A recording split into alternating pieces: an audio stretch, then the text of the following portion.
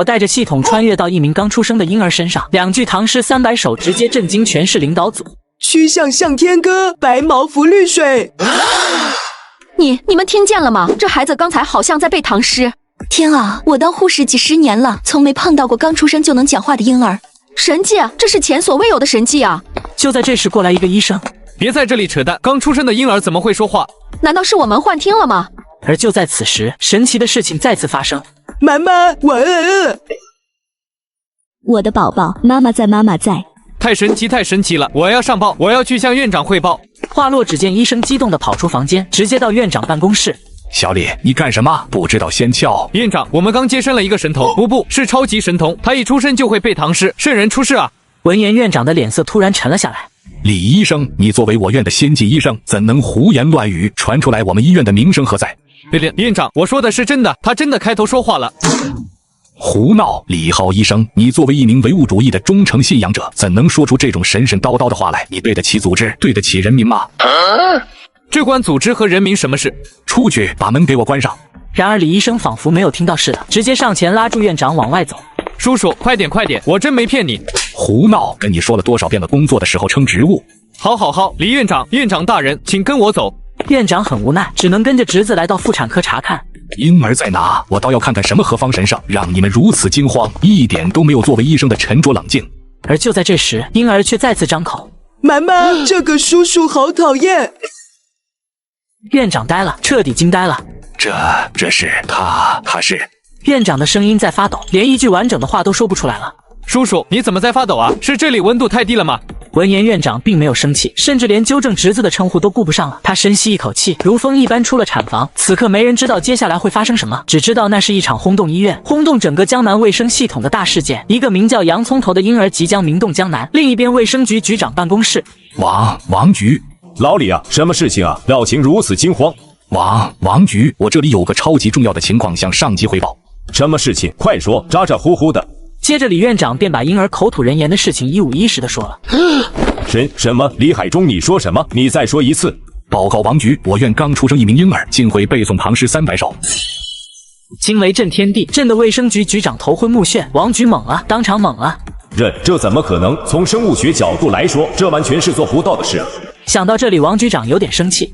李海中，你确定吗？别忘了，你可是医院的院长，是国家的领导干部。王局，我刚刚汇报的都是真的，是我亲眼所见，亲耳所听，无半点虚假。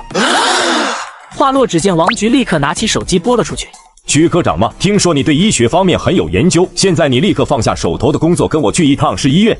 老李，走，快带我去你院。医院病房内，医生系统音在洋葱头脑海响起。恭喜宿主，您的名气值增加1300点。系统需要多少名气值才能兑换属性或知识？1万就够了。很好，这才1小时就又1300了，距离1万不远了。20分钟后，卫生局的领导们抵达了院区。路上，王局长不停地跟徐科长介绍起情况。不可能，绝对不可能，这完全就是在侮辱我的学识。如果婴儿都能生儿知之，那我寒窗苦读16年，算什么？算笑话吗？徐科长很生气，气冲冲地跟着大家来到产房。他准备想用自己重点研究生学历来揭穿这场弥天大谎。这位就是产妇吧？没错，她叫陈小琴，3天前入的院。小琴同志，这位是我市卫生局的领导王局长，专门过来看望你的。别动，别吵醒孩子。领导，你好。你的丈夫还有家人呢，为什么没来医院看望你？此话一出，只见陈小琴满脸悲哀。我没有丈夫，没有家人，我是个孤儿。小琴同志，你说你没有家人，那小孩哪里来的？话落，只见陈小琴低下头，不愿意再讲这些伤心往事。行了，不愿意说就算了。就在此时，只见熟睡中的婴儿突然醒了。妈妈，我震惊，难以想象的情绪犹如深海巨浪，凶猛地拍着在场的人。这，老天爷啊！你是在和世人开玩笑吗？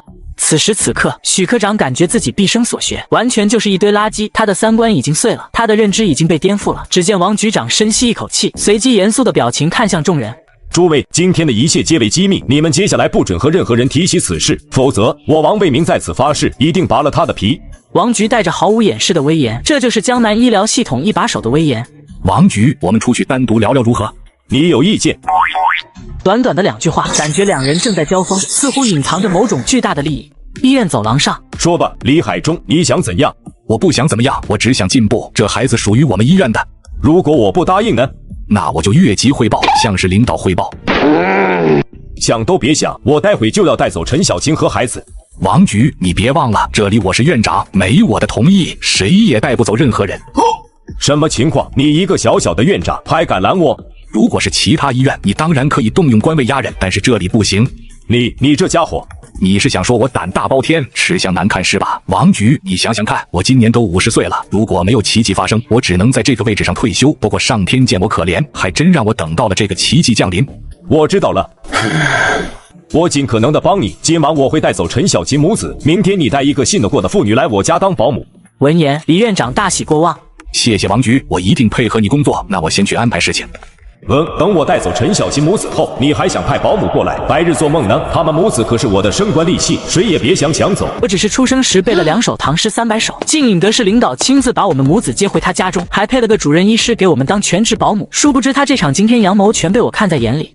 李院长，你疯了吧？你竟要一位主任医师跑来我家中给他们母女当保姆？王局，李萍医生是我的亲侄女，请您放心，她是正儿八经的医科大学毕业，绝对真材实料。此时此刻，王卫民脸上却露出了前所未有的凝重。在此之前，他只觉得李院长胆大包天，而且野心勃勃。然而万万没想到，他居然能说动一个副主任医师放弃铁饭碗，专门给一堆乡下母子当保姆。李萍医生是吧？是不是李院长逼迫你给神童当保姆的？如果是，现在就大胆说出来，我可以马上调你去12院，以后李海中管不到你了。琳达，我愿意，而且我刚刚已经辞职了，只是衣服还没来得及换。话落，只见王卫民用威胁眼光盯着他，而李萍却面色不变，似乎绝不改变主意。那行吧，你们先上车吧，我跟李院长有话讲。接着，王卫民表情极度严肃地看向李海中。老李，我给你1年时间，把你的那些3大姑8大姨全部从医院清退出去，否则你完蛋了。王局，您什么意思？王卫民没有回话，而是直接上了车，和众人快速离开了医院。望着车辆离去的背影，李院长皱起了眉头。王卫民这话是什么意思？莫非今年政策会有变化？上级要严查医疗系统？不，绝对不可能。所以唯一的解释只有……想到这，李院长当场倒吸一口冷气，脸上挂满惊骇。这家伙疯了吗？我都只敢拿侄女去赌一个奇迹，而他居然敢压下半生的仕途。万一这男婴是现代方仲永，那他这辈子岂不是彻底完了？此时此刻，没人知道未来会发生什么。那是一位人类史上前所未有的非凡人物，正在东方悄然崛起。半小时后，众人来到王卫民的家，当看到眼前无比雅致的独栋小楼，陈小晴当场惊呆了。领导，这是……小琴同志，以后这里就是你和孩子的新家，这2位是家政保姆，有任何需要都可以和他们说。孤儿出身的陈小晴还从未有过如此待遇，自己怎么承受得起啊？领导，我就这样定了。刘妈、张妈，你们过来扶陈小姐进屋。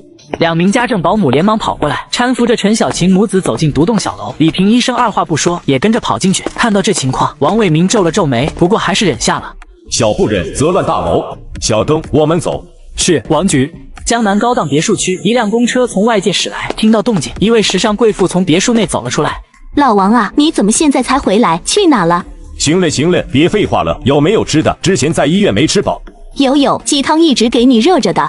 说完，时尚贵妇便向别墅内大喊道：“吴阿姨，把鸡汤端到餐桌上去，老王饿了。”而王卫民则大跨步向别墅内走去，司机小东正欲跟上。小东，你等等。夫人，怎么了？你们今天去哪了？为什么现在才回来？那个……小东有点卡壳，不知该不该说。给官员或富人当司机是最难做的工作，尤其是现在这种情况。我特么是说呢，还是不说呢？快说，你的工资可是我发的，你老婆的房子也是我送的。小东很无奈，想了想后，还是将王局长今日的行踪告诉给贵妇人。什么？老王他居然敢把一对孤儿寡母带去我的度假小楼安置？他疯了吗？老娘才是王家主人啊！小东吓得缩了缩脖子，贵妇气愤至极，手接转身，咚咚咚的跑进别墅。客厅内，王局已经喝好鸡汤，正坐在沙发上休息了。老王，你特么的什么意思？是想和我离婚吗？什么情况？王卫民，我白如燕可是对你不薄啊！结婚后，我既给你生儿子，又给你操持家务，你呢？你居然敢把小三带到我的度假小楼去安置，你还是不是个人啊？是小东告诉你的吧？老婆，你误会了，事情是这样的，今天我接到市医院老李的电话，然后去医院查看。王卫民将事情一五一十的说了一遍。什么天降神童，生而知之？贵妇懵了，当场懵了。没错。老王，你特么哄小孩呢？编谎话也要编得像样点。贵妇根本不信。对于老婆的反应，王卫民没有感到半点意外，毕竟任何一个正常人都不会相信此事。老婆，这是我亲眼所见、亲耳所听，他真的是一个无比神奇的孩子。以我的眼光来判断，此子未来必成大器，一定成，绝对成。所以你是想养着他们母子俩？没错。所以你押上自己的政治前途去封锁消息，然后再去赌那个婴儿是举世无双的天才，到时候你就可以一人得道，鸡犬升天。贵妇脸色阴沉地说出丈夫的谋划。闻言，王卫民再次重重点头。对，就是这样。王卫民，你特么疯了吗？你就不怕那个婴儿是方仲永吗？贵妇整个人被气得浑身颤抖。华夏5000年来，曾出现过许多古之神童，比如三国曹冲、唐代李白、宋朝苏轼，他们所有人在史书上的记载都是少时聪慧。但是老婆，你见过哪本史书上写他们刚出生就聪慧的，有吗？听到问话，贵妇直接卡壳，不知该如何辩驳。抛开我刚举的例子不算，你现在用你毕生的学识告诉我，华夏5000年有没有哪一位人物一出生就会背诵古诗词的？你给我举个例子出来，哪怕一个也行。贵妇顿时被说得哑口无言。老公，你好像说的没错啊，是我小心眼了。别说华夏5000年了，就算是全世界、全人类都找不出一个这样的例子，除了神话传说。是的，它就是神话，它就是传说，它就是我们下半生的辉煌未来。王卫民声音洪亮又高亢，响彻整个客厅。我刚出生就会倒背古诗词，不仅一顿能喝掉20罐奶粉，甚至指明要吃黄焖鸡米饭。就在我2周岁庆典时，更是提出要去小学读书，直接让业内大佬瞠目结舌。你说什么？你再说一遍。我说让你联系一所小学，我要去上小学。神童终于要问世了吗？太好了，太好了！我等这一天等了足足2年啊！好，我马上去办。话落，只见王局长不管众人的目光，直接欣喜的大步向外走去。没错，他正是要去教育厅申请此事。了王慌慌张张的是为何事？徐厅长，我想给你们徐家送一份滔天的政绩。王卫民特地将滔天政绩2个词说得很重。什么？你说什么？我说我想给你们徐家送份政绩，是惊天动地的那种。了王，你没开玩笑吧？快说什么政绩？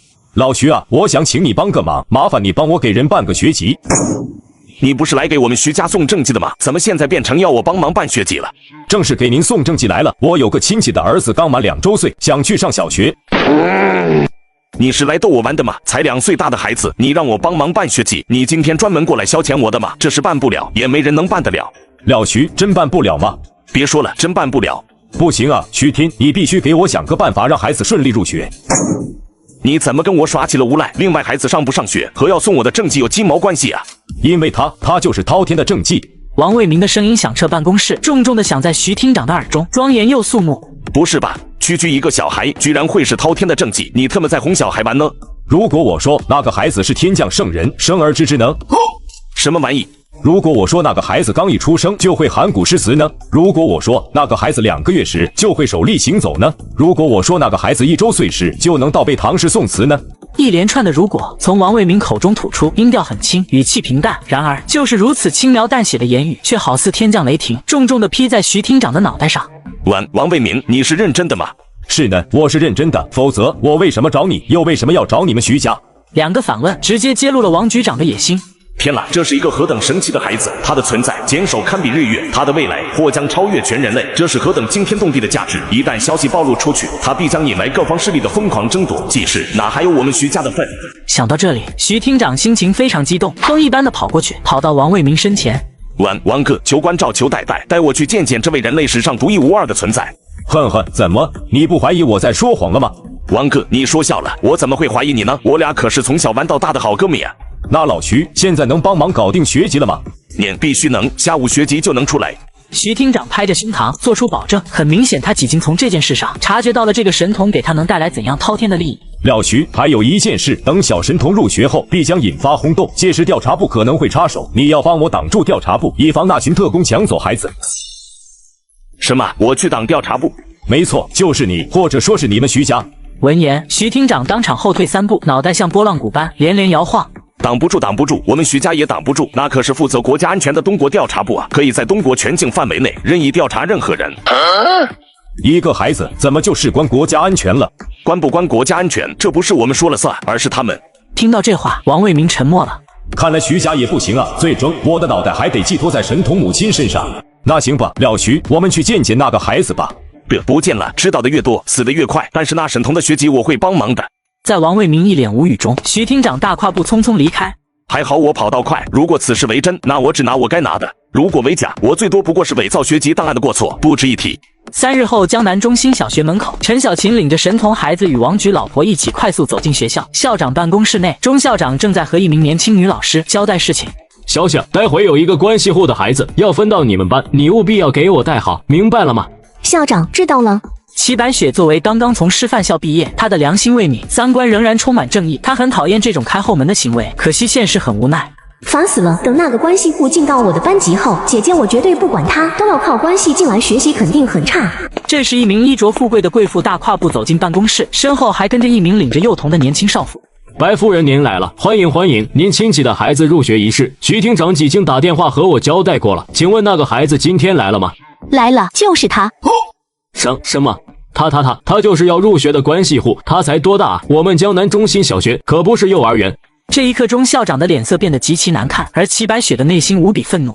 姐姐，我可是北师大毕业的高材生，并不是什么中专毕业的保姆。幼师居然分个婴儿给我，这是何等的羞辱！是可忍孰不可忍。校长要收你自己收，我不收。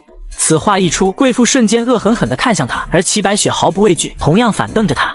那个白夫人，这件事您爱人与徐厅长是不是做的有点过了？我们江南小学并不是幼儿园。就在这时，只见洋葱头开口了。漂亮姐姐，你用的什么香水吗？好香啊！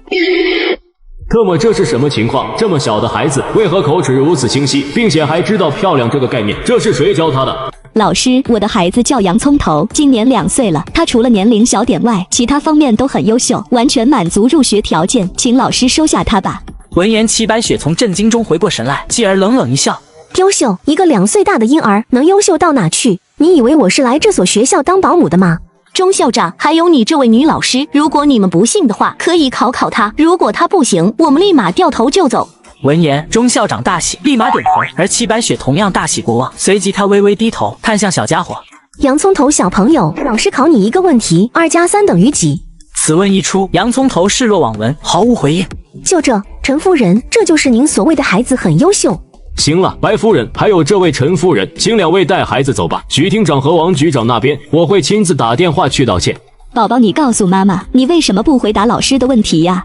太简单了，我懒得回答，浪费我口水。太简单了是吧？钱，老师给你出个难的，15加15等于多少？你看，他怎么又不回答？老师，你能不能出点更难的？我家小孩有点傲气，太简单他不回答。不是吧，这还嫌简单了？你们是在这里逗我俩玩吗？老师，让我来吧。洋葱头阿姨来考你一个问题：24除以4再减7加8减8等于多少-1。此数字一出，犹如雷霆天降，震撼人心。齐白雪首皆傻眼，钟校长目瞪口呆。他怎么会悉则运算啊？另外，他又怎么知道复数这个概念？这不可能，你们是联手骗人的吧？你不信他，那你自己来问。小朋友，老师今年22岁，校长比老师大1.5倍，请问10年后校长爷爷多少岁？65。校长两人赶紧在心中快速计算起来，1秒、2秒、3秒，终于他们算出来了。天啊，你到底是何方神圣啊？你，这个孩子不仅会悉则运算，更神奇的是整个过程全部心算，速度比成年人还快。神童这个词也没法精确的描述他了。我收了，校长，我收下这个孩子了。陈夫人，我为开头的不长眼道歉。小小老师，我觉得你太年轻了，把握不住，还是让我来教这个孩子吧。不给，他是我的。这是命令。我管你什么命令，他就是我的。话落，只见女老师直接拉着洋葱头，风一般的冲出办公室。儿子，我的儿子。小孩明明才2岁，却遭高校老师疯抢人才，只因他出生就会被唐诗，1岁滑板都能溜到60迈，2岁竟会自己炒菜吃，智商更是达到恐怖的220。快过来保护我！我抢到一个超级天才神童了！我说齐老师，你疯了吧？这个小朋友才2岁大吧？幼儿园都嫌太小了，还神童呢？真的，我说的是真的。校长也想抢这小神童，我是好不容易才从他那里跑出来的。话落，只见整个办公室的老师哄堂大笑。你们怎么就不信呢？我刚刚才在校长办公室测试了他不仅精通4则运算，还会逻辑分析，并且懂得小数点和复数概念。另外，他的心算速度比我和钟校长还要快。齐老师，今天不是愚人节啊，你编故事好歹也编得像一点嘛，这样我们才好配合你。大家说是不是？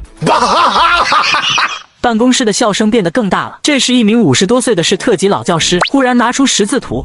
既然你说他是神童，那我就来考考他。小朋友，看这里，告诉老师这个字念什么呀？月落乌啼霜满天，江枫渔火对愁眠。姑苏城外寒山寺，夜半钟声到客船。寂静，老教师呆了，目瞪口呆，其他老师们傻了，傻得说不出任何话来。此时此刻，无尽的震惊与震撼正仿若潮水般，一浪又一浪地涌上所有人心田。天啊，他是谁？仅靠1个月字就能背出一首故事。这个孩子究竟是何方神圣？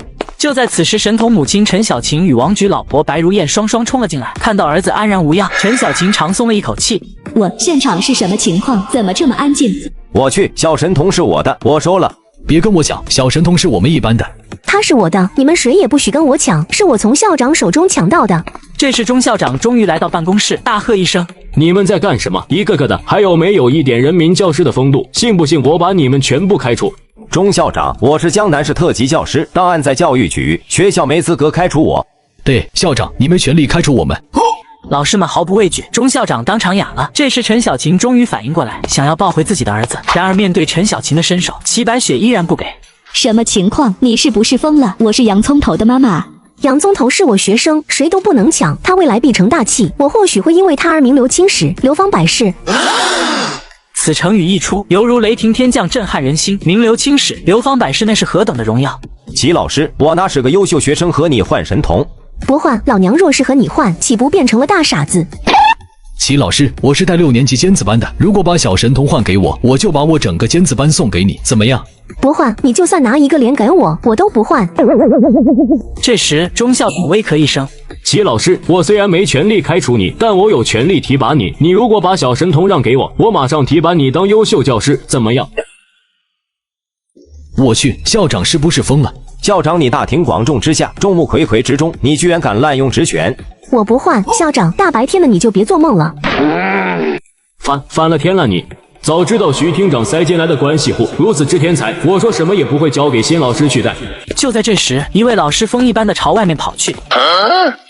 江南电视台办公室内，妹夫，快派你们电视台的记者来我校采访，我校出事了，出大事了。出什么大事了？慌张张的，一点都不沉稳。非常大，超级大！我校刚刚招收了一名天才小朋友，他熟读古诗，精通4则运算，并且心算速度超群，比数学老师还厉害。就这事也不大嘛，不就是小孩子早熟一点，聪慧一点嘛？这种新闻可没法登录我们江南电视台。如果我说他才2岁呢？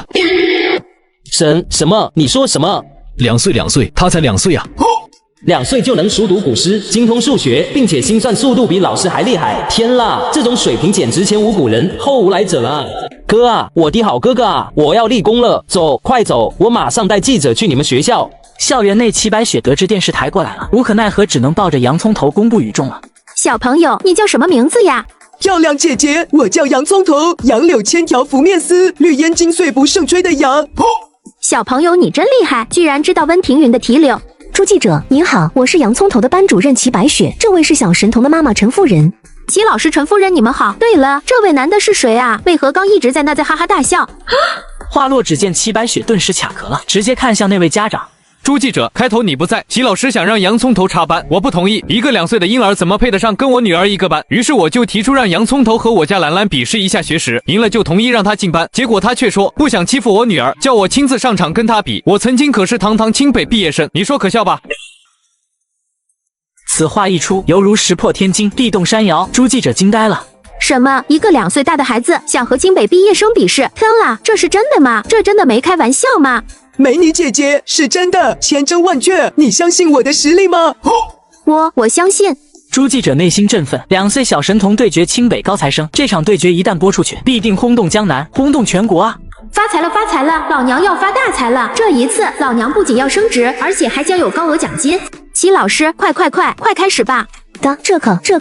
齐白雪有些迟疑，她不想小神童与对方比试，因为输的概率实在是太高了。毕竟一个才2岁，一个是30多岁清北高材生了，哪怕小神童再聪明，也赢不了啊！朱记者，齐老师，我爸是教授，我妈是物理老师，我老婆是研究生。天才神童其实我见过很多，毕竟我从小也是天才，高考时我还是全省前10名，所以这场比试我看还是算了吧。毕竟洋葱头小朋友还小，童言童语的，我们这些大人没必要当真，你们觉得呢？男人给出了一个台阶下，闻言齐老师纷纷点头，表示认可。美女记者急了，然而就在这时，奶声奶气的童音再一次响起。叔叔，你口中所谓的天才只是见我的门槛。这是何等的狂妄，这是何等的嚣张！更离谱的是，如此狂妄的话语，竟然是从一个小朋友嘴里说出来的。他才2岁啊！什么？天才只是见你的门槛？好，非常好。既然小朋友如此自信，那我江凡就陪你玩玩。你说怎么比吧？江叔叔，我们一人问一个问题，答对了就算赢，答错了或者答不出来就算输，怎么样？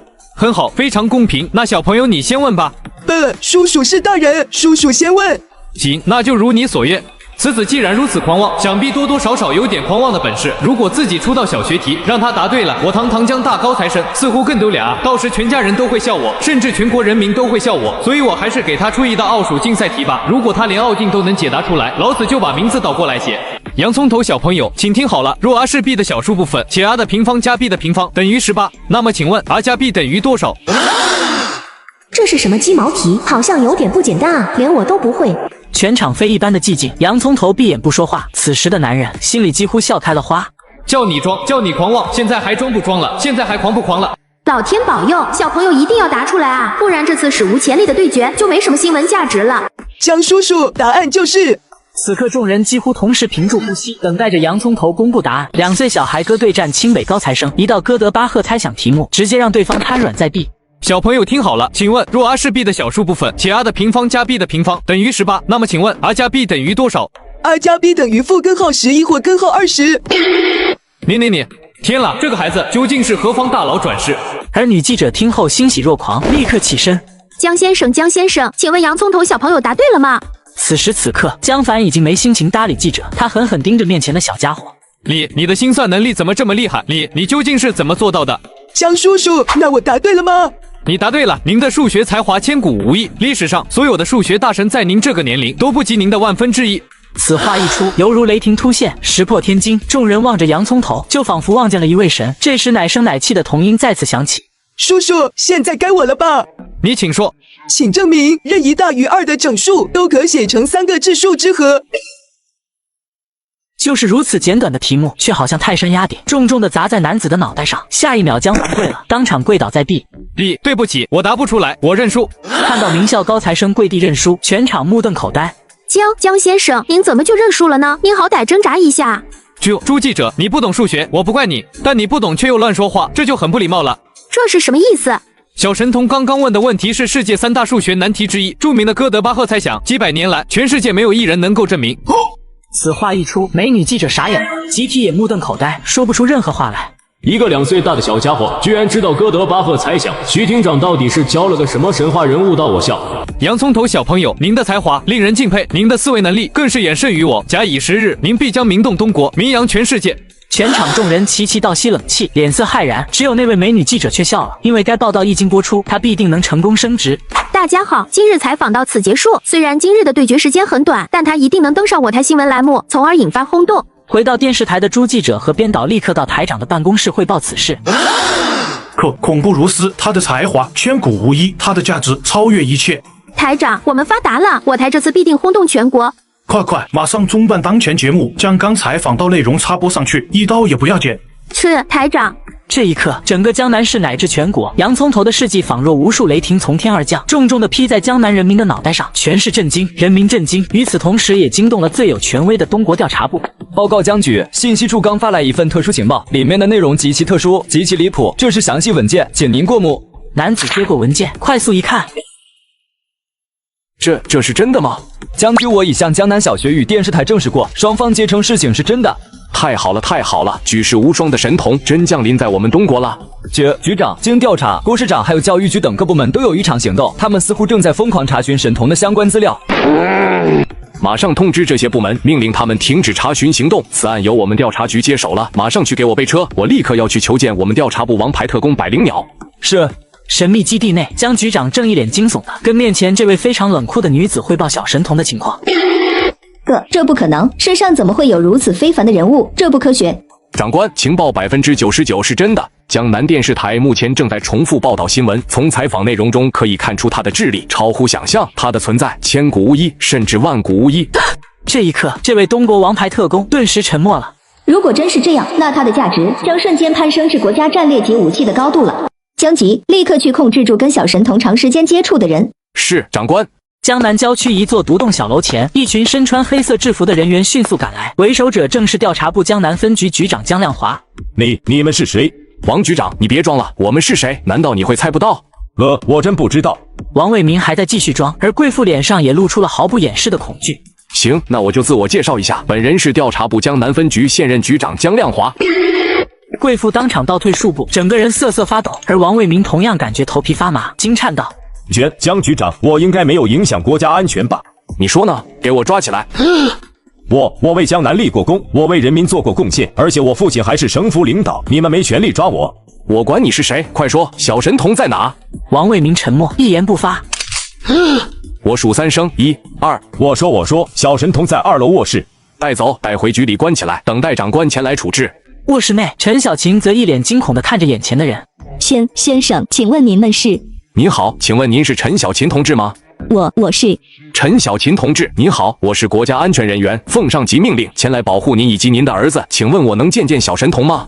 我可以。这时床上一声奶声奶气的声音传来：叔叔，你是谁呀？小神童，我是国家安全人员，奉上级命令前来保护您。来了，终于到来了！我等这一天，我已经等了足2年，而今晚将会是我丰收的美好日子。看着小神童不说话，江亮华再次开口：小神童，我能问您一个问题吗？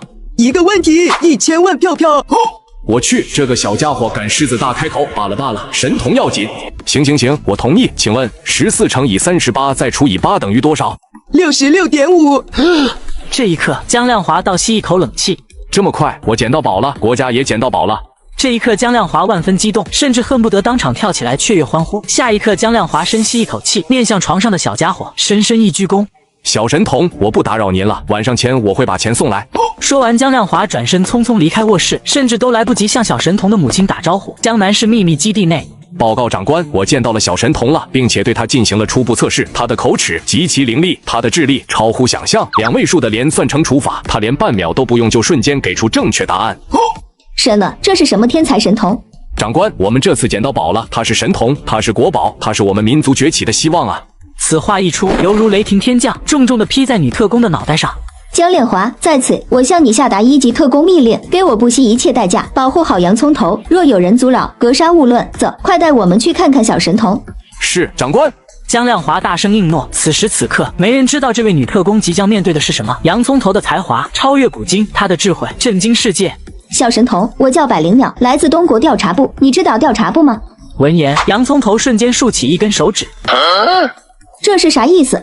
长官，小神童的意思是一个问题1000万票票。对了，我之前问的那个乘除法问题，现在还没给钱。神了，一个问题要1000万票票，罢了，为了小神童也值了。我答应你，现在我能问您问题了吗？姐姐，你问吧。此话一出，全场齐齐看向百灵鸟，大家都想知道价值1000万票票的问题到底有多厉害。小神童，请问您要这么多钱做什么？此问一出，全场傻眼。姐姐，这就算一个问题了。我要存钱给妈妈买别墅，另外还要存钱娶老婆。全场都懵了，甚至连洋葱头的妈妈陈小晴也目瞪口呆。神了，娶老婆？小家伙你才多大？仅2岁就想着娶老婆了，有没有搞错？再者，娶什么老婆需要用到这么多钱？算了，还是继续办正事吧。小神童，我一共有3000万票票，现在欠你2000万，还剩1000万，所以我能再问你一个问题吗？长官，您别问了，小神童的问题太贵了，您后面没法向总部交代啊。闭嘴，给我保持安静。只要姐姐给钱，你随便问。小神童，您听好了，下面是最后一个问题，请您证明任意大于2的整数都可写成3个质数之和。此问题一出，全场骇然变色。这个问题是之前小神童打败名校高材生的哥德巴赫猜想，他可是世界3大数学难题之一，几百年来无一人能够证明出来。看到小神童沉默了，百灵鸟笑了。小神童，我知道你很聪明，但知识之路永无止境了。为了不浪费你举世无双的天赋，我想带你去首都，再给你介绍几位优秀的老师，您觉得如何？原来这才是长官的真正用意，给出一道无法解答的世纪难题，难住他，最后诓骗他去首都，从而完成总部下达的最终任务。哈哈，长官英明啊！姐姐，这个问题我收你500万好了，剩下500万，3年后你再补给我。此话犹如9霄神雷出现，瞬间撕裂长空，震惊现场，震惊了整个天地。神了，这个问题你真的会吗？我年仅2岁，却被一群超级大佬视为神明，并承诺我回答一个问题将会获得无尽财富。只因我刚出生就会倒背唐诗，1岁滑板可以溜到80迈，2岁的学识直接超越清北高材生，智商更是达到恐怖的220。小神童耶，你快回答，我可以马上给你钱。回答个毛啊！以你的智商，就算我回答出来，你也听不懂，所以你还是去叫东科院的院士来吧。此名一出，全场震惊。东科院是什么？它是中国最高科学机构，而院士是中国政府设立的最高学术称号。神了，东科院院士出事了，要出大事了！一旦这个消息流传出去，必将震惊全国，震惊整个世界。行耶，你等着，我去给你请院士过来。话落，百灵鸟风一般的冲出房间，眨眼不见踪影，将局长他们留在原地没有动，但所有人的脸上却集体写满了震惊。天才这个词已经不能形容他了，神童2字对他而言或许都是贬低了。这一刻，江亮华当场跪了，接着全场特工们集体跪倒在地，所有人齐齐抬头，仰望着沙发上的小家伙。在全场一片仰望中，洋葱头仰头躺下，直接开始睡觉。另一边冲出房间的百灵鸟立刻联系了调查厅最高长官苍龙，只因以百灵鸟的权限还无法请到院士。百灵鸟，你知道你这番话到底有多大的分量吗？你确定没有骗我吗？长官，我以我20年的职业生涯向您起誓，我刚才所说的一切都是真的。另外还有一件更恐怖的事，2年前洋葱头在江南市人民医院刚出生便能倒背唐诗300首。又是一则震撼消息敲在苍龙的脑袋上，苍龙倒了，瞬间瘫倒在座椅上，那张苍老威严的脸上挂满着无法掩饰的震惊与骇然。天降圣人，圣王之之，天了！老天爷啊，您是在逗我玩吗？我可是坚定的无产阶级战士，唯物主义思想的忠诚信仰者。这一刻，中国最高情报长官感觉自己的三观瞬间崩塌了。这一刻，他感觉自己一辈子的认知与常识都被颠覆了。不过，作为中国情报巨头，苍龙还是很快调整好了情绪，立刻冲出办公室。最高权力中心中国执政顶楼办公室，一位60多岁的老人正在办公桌前处理公务，他的名字叫王素平，现任中国最高执政官。老柳冒冒失失的过来，是有什么事吗？报告执政，江南出现了一位举世无双的超级神童，他叫洋葱头，今年2岁。举世无双超级神童，老柳，你没用错词语吧？没有，他是天降圣人，圣王之之。这一刻，中国最高执政官猛然站了起来，整个身体都在瑟瑟发抖。他感觉自己的信仰正在动摇，他感觉自己的三观受到了极大的挑战。继续说。他出生就能倒背唐诗宋词，2岁就打败了清北高材生，并且号称能够解决数学界3大难题之一哥德巴赫猜想。柳庆昌，我在。我以国家赋予本人的最高权力，在此我向你下达最高执政命令：一、不惜一切代价保护好洋葱头，并想办法将其带回首都；封杀有关他的所有信息，尤其是天降圣人生而知之这条；三、致电东科院秦院长，让他派2位院士紧急赶往江南。无尽威严的声音响彻现场，重重的响在苍龙耳边。是，执政。得到密令的苍龙立刻往外面走去，只留下满眼泪花的王素平在那发呆。数十年来，我国的历任执政官们几乎都看不到希望。然而今天，现在事情好像开始变得不太一样了。他会是国家崛起的希望吗？他会是中华民族期盼已久的未来吗？老人自言自语着，声音很低，低不可闻。另一边，苍龙有了王素平给的权力，立刻派遣了东科院的2名院士往江南市飞去。独栋小楼客厅内，郑院士、吴院士，欢迎2位前来江南，你们一路辛苦了。我是总部特工百灵鸟。我是真不想跑这一趟的，奈何不说了，人呢？那个叫什么洋葱头的数学家呢？快叫他出来！对不起，2位院士，洋葱头他睡觉了。赶紧叫他起来，等验证完，我们还要急着赶回去。明天东科院有一项重要实验要做。这的。看到女特工的反应，2位院士更生气了。今天真是到了8辈子没，不仅中断了系里的实验不说，还要大老远的跑来江南，就为了验证一个叫什么洋葱头的天才数学家。怎么，你堂堂调查总部特工，连叫人起床这点小事都办不到吗？是的，我办不到。好，很好，你们这些特工好样的，回头我一定上你们调查部找柳庆昌聊聊。老吴，我们走。郑院士愤怒至极，直接转身准备离开。百灵鸟急了，连忙拉住对方的胳膊。郑院士，别走，洋葱头他真的睡了，我不能去打扰他睡觉。要不您2位先在客房休息一下，等他醒来好吗？没这个必要，老吴，我们走。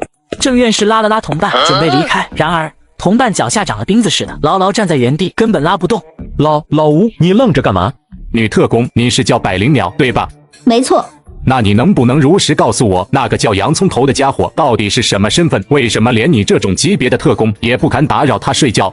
此问一出，郑院士瞬间愣住了。对呀，这个女人可是调查部高级特工，拥有着极高的权限，就算省府领导想睡觉，她也能直接闯进卧室叫对方起床。可现在是怎么回事？这个吗？怎么连我俩的级别也没资格知道她的身份吗？莫非她是国外的某位华人数学家，被你们调查部招安了？她叫洋葱头，前几天刚满2岁。什么？她才2岁？什么？数学家才2岁？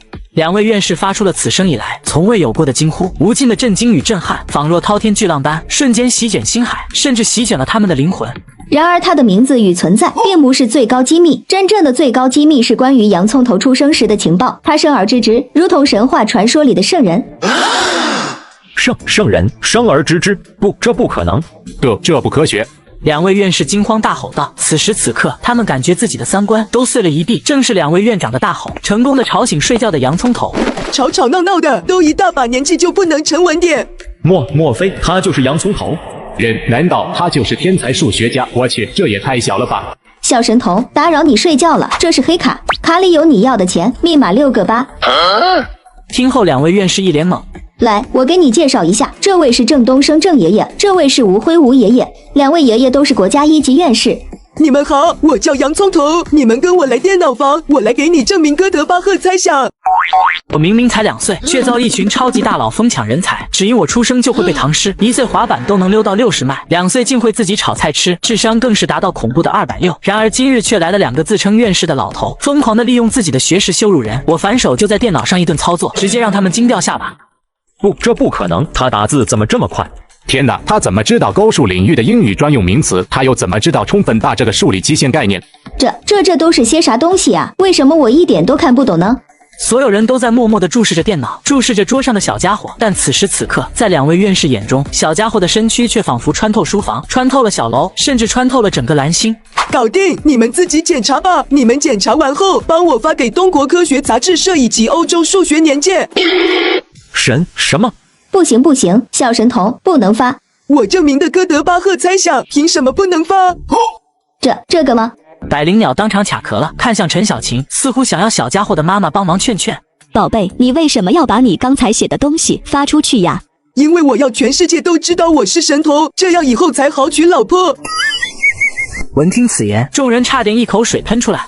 小神童，你不用担心找老婆的问题，等你长大后，我们部门给你发老婆。我不要，我要自己找，我不跟你们浪费口舌了，反正就要发出来，你们检查吧，我要出去玩了。话落，只见洋葱头不管众人惊讶的目光，直接出门。郑院士、吴院士，麻烦你们马上验证他写的论文，2小时内我要结果，这是非常之重要。没问题，论文比较深奥，我们需要一点时间。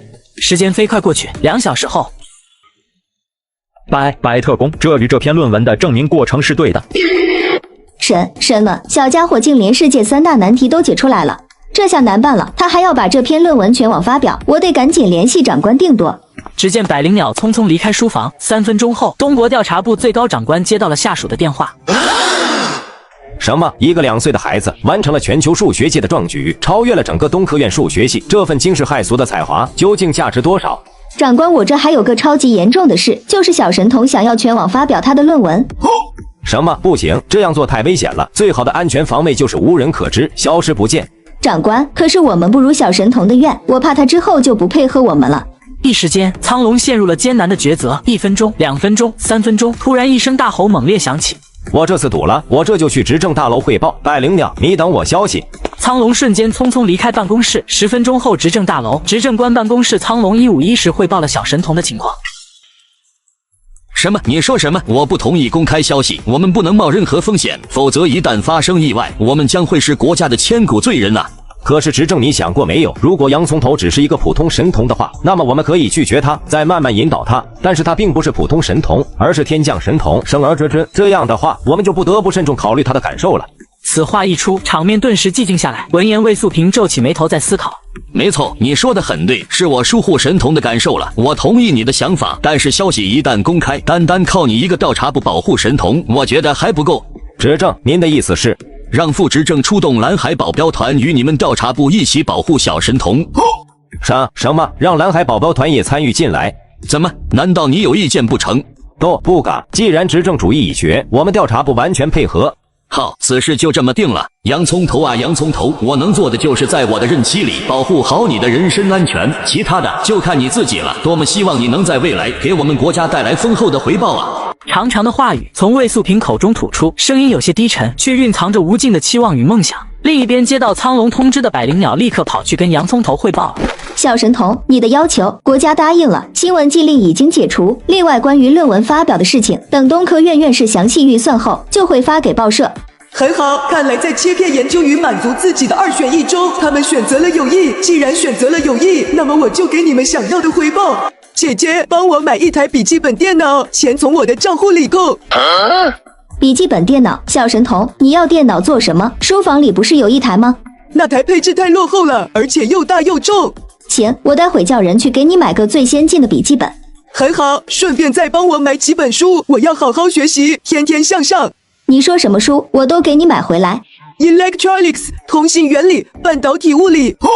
等等，小神童，您重新说下，我刚刚没记住。接着洋葱头一连报出了10几本书籍名字，其中大部分都是英文，全场人员全部惊呆了。而百灵鸟立刻把消息汇报给了苍龙。什么？这小家伙想干嘛？难道我真的赌对了？1周后，洋葱头一脸嘚瑟的拿着一个硬盘走到百灵鸟面前。姐姐，你把硬盘交给你们领导吧，算是我送给你们的回礼，它价值1万亿美票票。此数字一出，犹如九霄神雷，瞬间撕裂长空，唱响天地，全场为之惊骇，所有人当场变色。什么1万亿票票？天了，您是在开玩笑吧？在百灵鸟惊恐之际，洋葱头直接将硬盘塞到他手上，然后转身而去。他真是价值1万亿票票吗？长官，小神童他不会是在骗我们吧？江局长的声音在发颤，这时百灵鸟反应过来，深吸一口气反问道：江吉，自我们认识小神童以来，他有没有骗过我们一次？没有，所以我信他。说完，百灵鸟立即掏出手机打给苍龙，如实的汇报硬盘一事。什么？你说什么？1万亿？是的，而且是1万亿美外汇。天哪，百灵鸟，我来送，我亲自来江南押送硬盘去首都。你给我继续保护小家伙。是，长官。小刘，马上派出1支战斗机编队护送我前去江南。我这连蓝海宝宝都还没出发，小树苗居然已经长成参天大树了，这也太神了吧！经过1小时战斗机飞行后，苍龙很快抵达郊区秘密场地，一见面立刻急切问道：小神童呢？刚吃完中饭，去上学了。那硬盘呢？闻言，百灵鸟伸出拿着硬盘的玉手，苍龙慎重地接过硬盘。硬盘很小，但在这块小小的硬盘里，却存储着滔天的财富。好，百灵鸟，没别的事情，那我回首都去了。长官，您不多留1日吗？我手里拿着整个世界的经济，你觉得能多留1日吗？是，长官，一路顺风，注意安全。随即，战斗机冲天而起，飞上蓝天。与此同时，军用信息基地内，一群超级大佬正着急地等待着苍龙的到来。直到传出脚步声，众人才松了口气。报告执政，我把硬盘完整带回来了。好，非常好。张院士、周院士，麻烦你们读取下硬盘的内容。是，执政。我为我们龙国1天内研发出10G 通讯系统，新闻一经播出，直接惊动世界各国领袖。至于我拥有史上最强 AI 头脑，2岁的智商更是直接碾压京北高材生。第10代网络系统是什么？10G 又是什么？这是哪位神仙竟然设计出了远超10代的通讯系统？2位院士，这东西是什么？它到底值不值1万亿？话落，众人齐齐看向院士，所有人的目光里充斥着无法掩饰的火焰。值，非常值。此技术我保守估计还不止1万亿票票。院士的话好似九霄神雷，瞬间撕裂长空，惊天动地。执政发达了，我们发达了。而执政王素萍并没有回话，而是更拼命压制内心的激动，接着深吸一口气，继而再次问道：郑院士，你能简单说下它到底是什么东西吗？为什么值这么多钱？执政，它是第10代网络通讯系统的全套制造技术，可以全面升级我国的现有通讯网络以及军事电子网络的发展，有着超出想象的作用。听到这话，全场为之动容。这东西不仅能提升民用水平，而且还能提高军事。就简单点来说吧，一个1000G 的文件，如果用上这10代通讯，仅用2秒就能下载完毕。郑院士的话惊雷震震，震撼所有人的心灵。神速的传输效率超越时代，超越整个世界的科技。这时郑院士再次开口：如果我们不愿意投资的话，可以将这份技术卖给西方各国，我相信他们绝对会二话不说立马给钱。而且说到这，郑院士忽然停顿了一下。而且我敢断言，它绝不止1万亿，甚至可能达到2万、3万，甚至更多。全场一片倒吸冷气的声音，而王素平直接捂着胸口，差点呼吸骤停。国宝洋葱头真的是当之无愧的东国国宝啊！苍龙，马上通知下去，我们立刻开始研发实际技术。是，执政。与此同时，之前洋葱头的哥德巴赫猜想这一论文一经发布，直接惊动了全世界。西方霸国总统办公室内，报告，信息情报，东方出了一位前所未有的天才神童，他的智慧堪比历代古今数学家。更恐怖的是，他现在才2岁。什么2岁超越古今数学家？你在说笑话吧？下一秒，特朗登看向边上的罗伯上将，两人扑哧一笑。我明白了，我全都明白了。龙国现在已经没什么拿得出手的东西了，竟拿出2岁婴儿来做文章。不，总统先生，我没有说笑。现在外面已经传疯了，他们的小神童证明出了哥德巴赫猜想。哥德巴赫猜想这个词语一出，只见特朗登和罗伯上将骇然变色。Oh my god！ 马上给我派人入境东国，并查证此事。如果是真的，给我不惜一切代价抢到小神童。是，总统先生。不，这不可能。希望这不是真的。这时，龙国执政办公室，王素平正在和下属们商量如何开始研发时距通信技术时，只见贴身秘书急急忙忙地走了进来。报告执政，出大事了！现在世界顶级数学期刊刊登了小神童的哥德巴赫猜想数学论文，现在全世界都在热议东方神童事件了。此汇报一出，全场瞬间炸了。舵号，小家伙有危险！你苍龙立刻联系百灵鸟，命令他1级警戒，不要出现任何差池。是，执政。话落，只见王素平立刻边打电话边跑出了办公室。此时此刻，没人知道接下来会发生什么，那是一场震惊全世界的超级大案。另一边，江南独栋小楼前，陈夫人，小神童，请你们见谅，我受上级命令，特地过来给你们转移住所。这个地方现在已经不安全了。将军，好端端给我们转移住所，你是不是有私心啊？话说你给我们转移到哪去？小神童，待会我们要去的新家可大了，而且还挨着大海边哟，到时候你可以和妈妈看大海美景哦。行吧，看在大海的面子上，勉为其难答应你了。那2位赶紧上车吧，此地不宜久留。几人上了车，汽车瞬间点火，随即如箭般射了出去。而此时的百灵鸟刚好赶到，一股不好的预感直冲脑袋，立刻拿起手机打了过去。没想到僵局竟然显示关机状态。这时百灵鸟几乎要疯了，他是万万没有想到，江南调查局的局长竟然敢做这种事。长官，江南分区江亮花叛变，但他绑架了小神童。什么？百灵鸟，你干什么吃的？为什么会发生这种事情？长官，我只是上个卫生间，刚接到你的电话，我就马上出来了。结果他就带了陈小青和小神童上车飞驰而去了。他妈的，你少给我找借口！如果小神童有任何损伤，你就等着给老子上军事法庭吧！长官，我一定将小神童完整无缺的带回来。看到柳庆昌生气的挂断电话，执政王素平立马开口：小神童发生什么事情了？看你如此惊慌。执政江南分区江亮华叛变，小神童他被绑架了。什么？柳庆昌，你这个没用的东西！如果小神童出了任何差池，你和百灵鸟就是国家的千古罪人。一位如此地位的大佬，居然当场骂出了这些话，显然他是有多么生气。紧接着，王素平直接拿起了手机，打给了南区司令部。邱明辉将军，我以国家赋予本人的最高权力，我现在向你下达1级军令，立即调动军队，封锁江南，禁止任何人出入。是什么？江南特工叛变，洋葱头被绑架了，你马上派兵接管全城，给我不惜一切代价救回洋葱头，注意是不惜一切代价。王素平一字一顿，愤怒大吼道：是，我军保证完成任务。一边的苍龙也没闲着，不停的通知让各部门业务全部暂停。刹那间，整个江南区就像捅了大窝一样，全部的红绿灯都变成了红色，就连机场也全部清空了乘客，全部停航。此时此刻，没人知道真相，更不知道如此大阵仗的背后到底隐藏着什么。柳庆昌听令，迅速派出你们调查部所有人员，不惜一切代价搜寻全国乃至全世界有关于洋葱头的任何下落。是，执政。领导，你想干什么？夫人，保持安静，你也不想小神童出事吧？我不想，求您别伤害我家宝宝，无论让我做什么，我都配合。很好。话落，江亮华直接拿起手机打了出去，立马便被一位神秘人接通。执行玉石计划。收到。陈夫人，想必你电话也听到了吧？知道什么叫玉石计划吗？你不要乱来。妈妈，别怕，江亮华叔叔他不是坏人。小神童，你是怎么发现的？很简单，以我的价值，你们当面绑架我，根本出不了国际。如果我没有猜错的话，现在外面已经是大军压境了。小神童，你真的很聪明。今天的行动确实是我临时决定的，行动代号玉石。我等这一天足足等了10年了。说到这，江亮华脸上露出了无法掩饰的恨意。有兴趣听我讲个故事吗？谁？我最喜欢听故事了。18年前，我因公派去了国外进修，在那里我遇见了一位美丽善良的女孩子。1个月后，国内发来电报让我回国。作为龙国儿女，我怎么能抛下祖国留在他乡啊？所以我只能狠心斩断这段情缘，离开了她。8年后，那个女人一直未婚，并且还给我生了个漂亮女儿。听到这，洋葱头顿时明白了。所以接下来的日子，为了他们母女的人身安全，你就接受了他们的胁迫。没错，他们利用我的职位与权力，将潜伏者几乎铺满了江南。如果我向总部汇报，等待他们母女的只有死亡。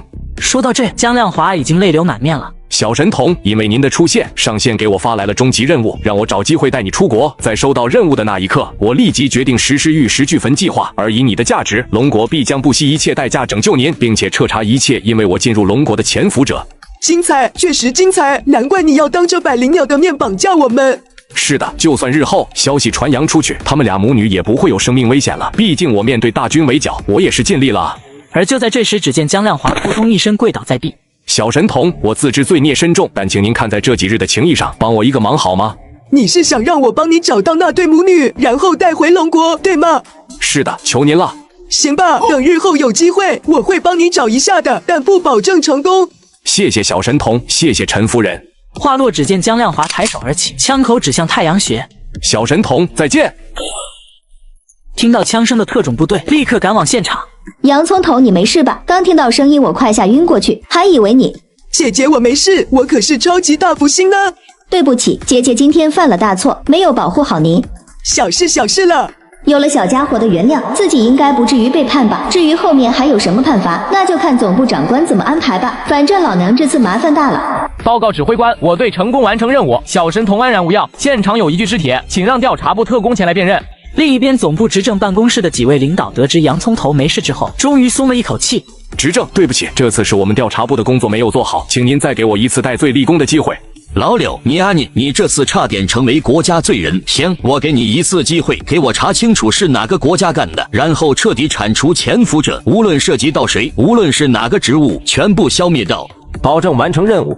还有一件事，你亲自带队去江南，给我把洋葱头带回首都。如果做不到，你根本就别回来了。是，执政。李秘书，马上把我国成功突破10G 通讯技术的新闻让电视台大肆播出，我要让全世界看看我们龙国不是好惹的。是，执政。有了执政的授权，很快电视台将这则特别新闻紧急播出。伴随着它的播出，很快在世界掀起惊天大浪，更是直接惊动远在西方的特朗登。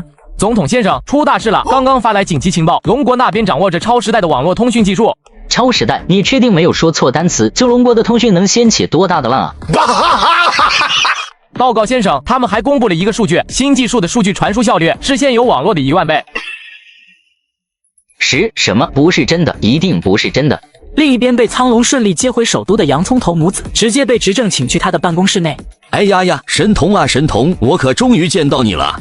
听苍龙叔叔说，你把我送给你们的10G网络技术研发出来了，并且大肆宣传了，目前有什么效果吗？小神童啊，说起这个，我代表国家还真的好感谢你啊，因为你这10G技术，最近我的手机都被那些西方国家给打爆了，都是来寻求合作的。这次我们龙国可真的扬眉吐气了一回。10G网络技术只是我送给你们的开胃菜而已。话落，只见众人的嘴巴张得都合不拢嘴了。单单10G技术足可以让整个世界为之癫狂，没想到这小家伙口中却成了开胃菜。开胃菜？难道小神童你还有拿手菜？王执政是吧？你相信我吗？你想干嘛？我可以帮你们解决一件世纪难题，但是嘛，我需要15年时间。什么？你说什么？15年？小神童，你的意思是您需要闭关15年？没错。执政，这闭关15年会不会太冒险？如果15后年小神童还是无法继续创造奇迹怎么办？不要说了，我赌这一次也信小神童一次。一言为定，还请执政给我专门安排一间堡垒，每日定时给我送饭，待我出关之日，便是龙国腾飞之时。洋葱头的话语瞬间让在场的所有人瞠目结舌，更多的是强烈的期盼。没有人知道未来15年后，洋葱头会带着什么惊天黑科技出现在大家视野中。我只是托人给了美女老师一个纸条，竟直接把她吓得两腿发抖，立刻跪倒地上。就连世界500强的超级大佬们都疯狂的想要买走纸条，只因我刚满2岁就研发出10G网络技术，因此扬名全世界。就连远在西方的特朗登都想来巴结我。齐老师，我是江南电视台的记者，我台愿意出20万买你手上的纸条。我是国内知名演员柳妍妍，我愿出50万，求您卖给我吧。齐老师，我是神话公司超级高管，我自愿出500万买你手里的纸条。惊雷阵阵席卷现场，席卷所有人的心灵。紧接着扑通一声，一位家长当场跪下了。天哪，我们天天辛苦上班，1个月下来才1000把块，而现在，区区一张纸条就能卖出500万。突如其来的天降暴涨，让齐白雪目瞪口呆，嘴巴都张成了 O 型了。齐老师，我们神话公司不抢你的纸条，只要纸条上的电话号码，500万让我抄一下手机号码就行，怎么样？我不知道。听见催促，齐老师有些迟疑，他的声音都在发颤。这一刻，神话高管瞬间抬手而起，1000万，我们出1000万。这时得知情况的校长和众位老师也闻风赶来，听到1000万后竟集体脚软了。此时此刻，齐白雪的手紧紧捏着纸条，整个郊区都在剧烈抖动。神话公司高管狠狠盯着他，等待着他。3秒、5秒、10秒，齐白雪猛然深吸一口气，随即撕声裂肺大吼一声：“我不卖，我不卖！你们就算出再多钱，我也不卖！”齐白雪随即立即转身，风一般的冲进学校，眨眼不见踪影。姐姐，我可是北师大的高材生啊，智力不说多么优秀，但至少是合格的。你都敢开价1000万，那从侧面证明纸条的价值绝对不止1000万。这一张纸条直接可以传3代了，谢谢，美滋滋，爽歪歪啊！看见女老师跑了，神话公司高管的脸色变得很难看，立即掏出手机拨打电话。对不起，马总，小神童去首都了，不来上课了。不过他让人给女老师留了个联系号码，那就花钱买下号码。只要能与小神童攀上关系，以后我们神话足以在整个荣国横着走。对不起，马总，女老师不卖，我都开价到1000万了，她也不卖。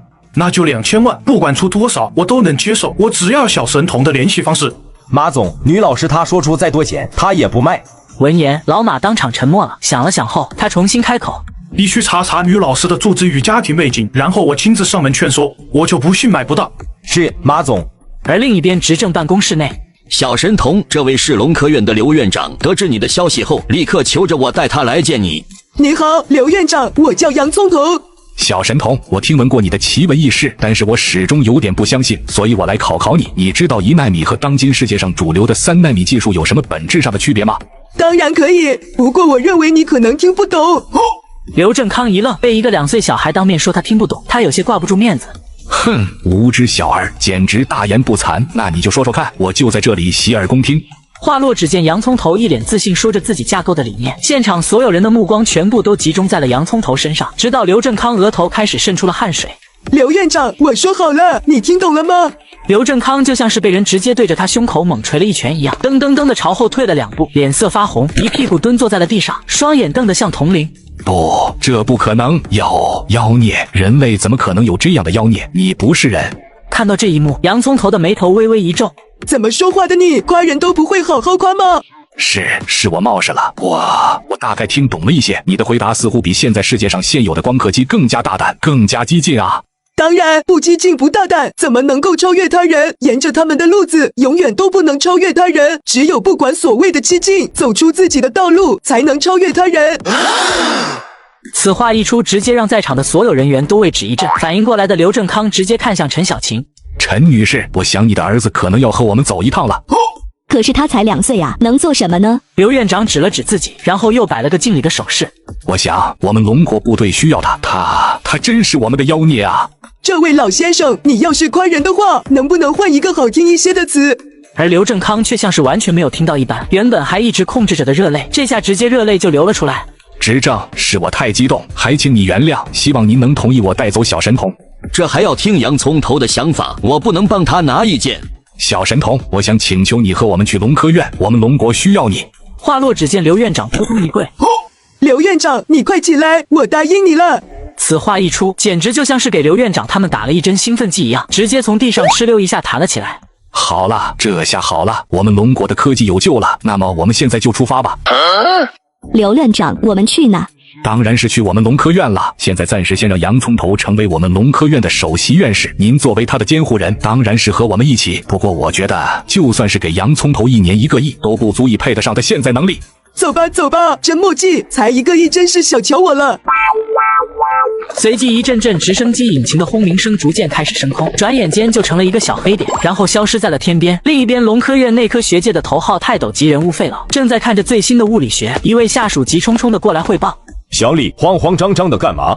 费老，刚接到通知，我们刘院长听说在民间找到了一个研究芯片的高人，要我们龙科院所有院士都去迎接。我看刘正康这是在胡闹，什么民间高人？我看他最近是想做芯片想疯了，竟然开始迷信民间的高人了。得，马上带我去会会这位高人。2岁婴儿只是随口说出光刻机的原理，竟直接把龙科院院长吓得瘫坐在地上，更是派出直升机接送婴儿去他院担任首席院士。然而龙科院第一长老得知消息，直接勃然大怒。刘院长，你在做什么？你把一个小屁孩当做高人带到了我们龙科院，简直就是我们的奇耻大辱。费老，您怎么来了？我们正说去通知您呢，想让你也过来看一看这小神童呢。就这个还在吃奶的婴儿，你还称他为小神童？你开什么国际玩笑？费老啊，你有所不知，小神童他能懂得芯片设计，甚至对光刻机了如指掌啊。胡扯，让我试试便是。那个小孩，听说你会芯片设计，而且还能研究出了光刻机，是又怎样？不是又怎样？哎呀呀，你这小孩嘴巴还挺硬的，那我就来试试你最简单的。光的反射率仍然非常的低，还限制了光刻机的效率和分辨率，请问这位高人该怎么解决？话音落下，刘院长陷入了一阵沉默。不得不说，费老身为当今龙国物理界的第一人，提出来的问题，那简直就是切中了现在光刻机的痛点和要害。而洋葱头却一脸藐视地看着费老。刘院长，你看，才一个问题就问住了。我们龙国自己的科研路子就要一步一个脚印，自己走出来搞科学就要脚踏实地，就要……你这个老头真的是有点吵闹，一点都没意思。费老的话还没有说完，就被洋葱头给打断了。老头，我来告诉你，解决方法很简单，可以用多层反射镜，由几百到几千层薄膜交替叠加的反射镜，采用特定的金属材料，并且通过精确控制每一层膜的厚度和材料，最大化光的反射率。话落，只见费老浑身打了个激灵。什么金属？你说采用什么样的金属？简单，用木和氟化钙可以解决。这时费老的身体已经有点不由自主的有些抖动起来了，目光不由自主的看向了陈小晴。你别看我妈了，她什么都不懂。你怎么会这些的？费老活了60多年，生平第一次觉得自己的脑子有些不够用，头一次在说话的时候变得有些结巴。费老，咱们别在这里说了，我们进去，回我的办公室，我们坐下来慢慢谈。刘院长很怕费老经不住洋葱头的刺激，会做出更出洋相的事。然而费老却根本没心思听刘院长的话，只顾着满眼惊恐地看着洋葱头。神童，那 EUV 光与光刻胶半导体材料之间的量子相互作用非常复杂，尤其是散射和吸收效应对成像精度的影响，怎么解决？通过量子力学模拟和优化材料的性质，减少量子散射效应，提升成像精度，确保其量子效率高，光子能量转化高效且稳定。随着最后一个字的话音落下，费老完全整个人都麻了，只听扑通一声，直接一屁股蹲坐在了地上。他单手指着洋葱头，不停地颤抖着。妖孽是妖孽，我们龙国出了妖孽。你们龙科院的人真的是夸人的时候都是用妖孽来夸人的吗？而刘院长早就已经见识过了洋葱头的真正本事，所以他对此并没有像费老那么的震惊，上前一把将费老给扶了起来。费老啊，这正是我之前想要跟你说的，并且也想要给你介绍的。这位先生叫做洋葱头。然而让刘院长没有想到的是，费老直接扑通一声又跪倒在地。杨老师，请受我一拜。刘院长听到了费老的称呼之后，噔噔噔的直接后退了好几步，但是依然没有站稳，直接一屁股摔倒在了地上。疯了，真的疯了！这到底是什么情况啊？2岁小孩解决了我们目前面临的大难题，竟连我们龙国科学界的泰斗直接称呼这个2岁的小孩为老师。费老，如果您都称呼他为老师的话，那我们也只能称呼他为老师了。少把你那些偏见拿出来，在我这里，只要有本事、有能力的人都可以称之为我们的老师。你刘正康要是有这个能力、有这个本事，我费老也可以叫你一声老师，你有吗？我哪里有这个能力啊？整个龙国也没有啊！你错了，现在有了。杨老师，事不宜迟，我们现在就开始您的光刻机和芯片的设计项目吧。费老，你这也太着急了吧？这种情况我们应该汇报给上面，这可不是我小小的一个龙科院院长能够决定的。放心，我去上报给上面。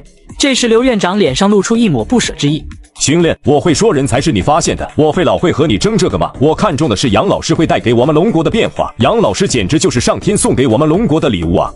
您准备上报给谁？是龙科部还是内阁？什么龙科部的，这么重要的事情，肯定是直接汇报给内阁长老啊！训练，你不要废话了，我现在就去亲自联系内阁。与此同时，龙国的军区将军府内，将军陈国柱正坐在自己宽大的办公桌上，他的对面站着的正是从漂亮国归来的魏大山少将。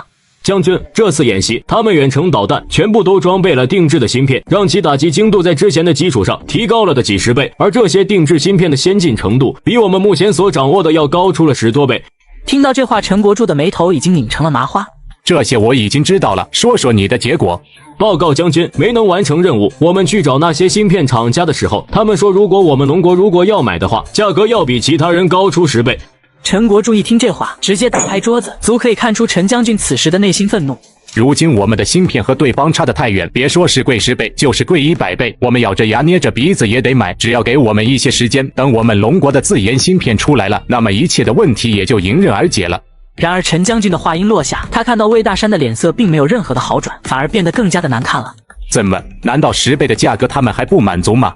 不是不满足，而是说我们军方要购买的话，只能购买一定的数量，不能大规模的购买。他们要首先提供给西方，只有西方的国家不需要了，最后才能卖给我们。其人太甚，跟我来，我们去找龙科院的那群人，让他们赶紧解决这个问题。龙科院院长办公室内，你们院长呢？为什么今日你们龙科院冷冷清清的？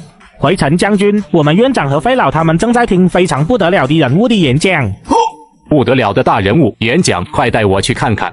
陈国柱有些好奇，能够让费老他们听对方演讲的人，这个人的学识水平该有多高啊？很快几人就到了科研大厅，看到台上的人后，直接让陈国柱的嘴巴张得比西瓜还大。小孩明明才2岁多，却直接给上百位高科技人才当众演讲，就连赫赫有名的5星上将都听得瞠目结舌。今天就先讲到这里吧，后面等芯片以及光刻机的项目成立了之后，我再详细的和你们说一说。芯片，这个小孩竟在说芯片和光刻机。刘院长、费老，你们过来。这尊神仙怎么忽然一个招呼都不打，就来了龙科院了？陈将军，是不是石长老请你过来的？石长老他在开会呢，我听上面的小孩说，你们难道是解决了芯片的问题？我们是已经解决了芯片的大难题，可是什么？快说。陈将军，我们龙科院要立即成立芯片专项组，但是石长老还没有开晚会，你能帮我们做决定吗？我堂5星上将，什么决定做不了？我批准了。成立芯片专项组需要1000亿以上资金，或许还远远不够。陈将军做得了吗？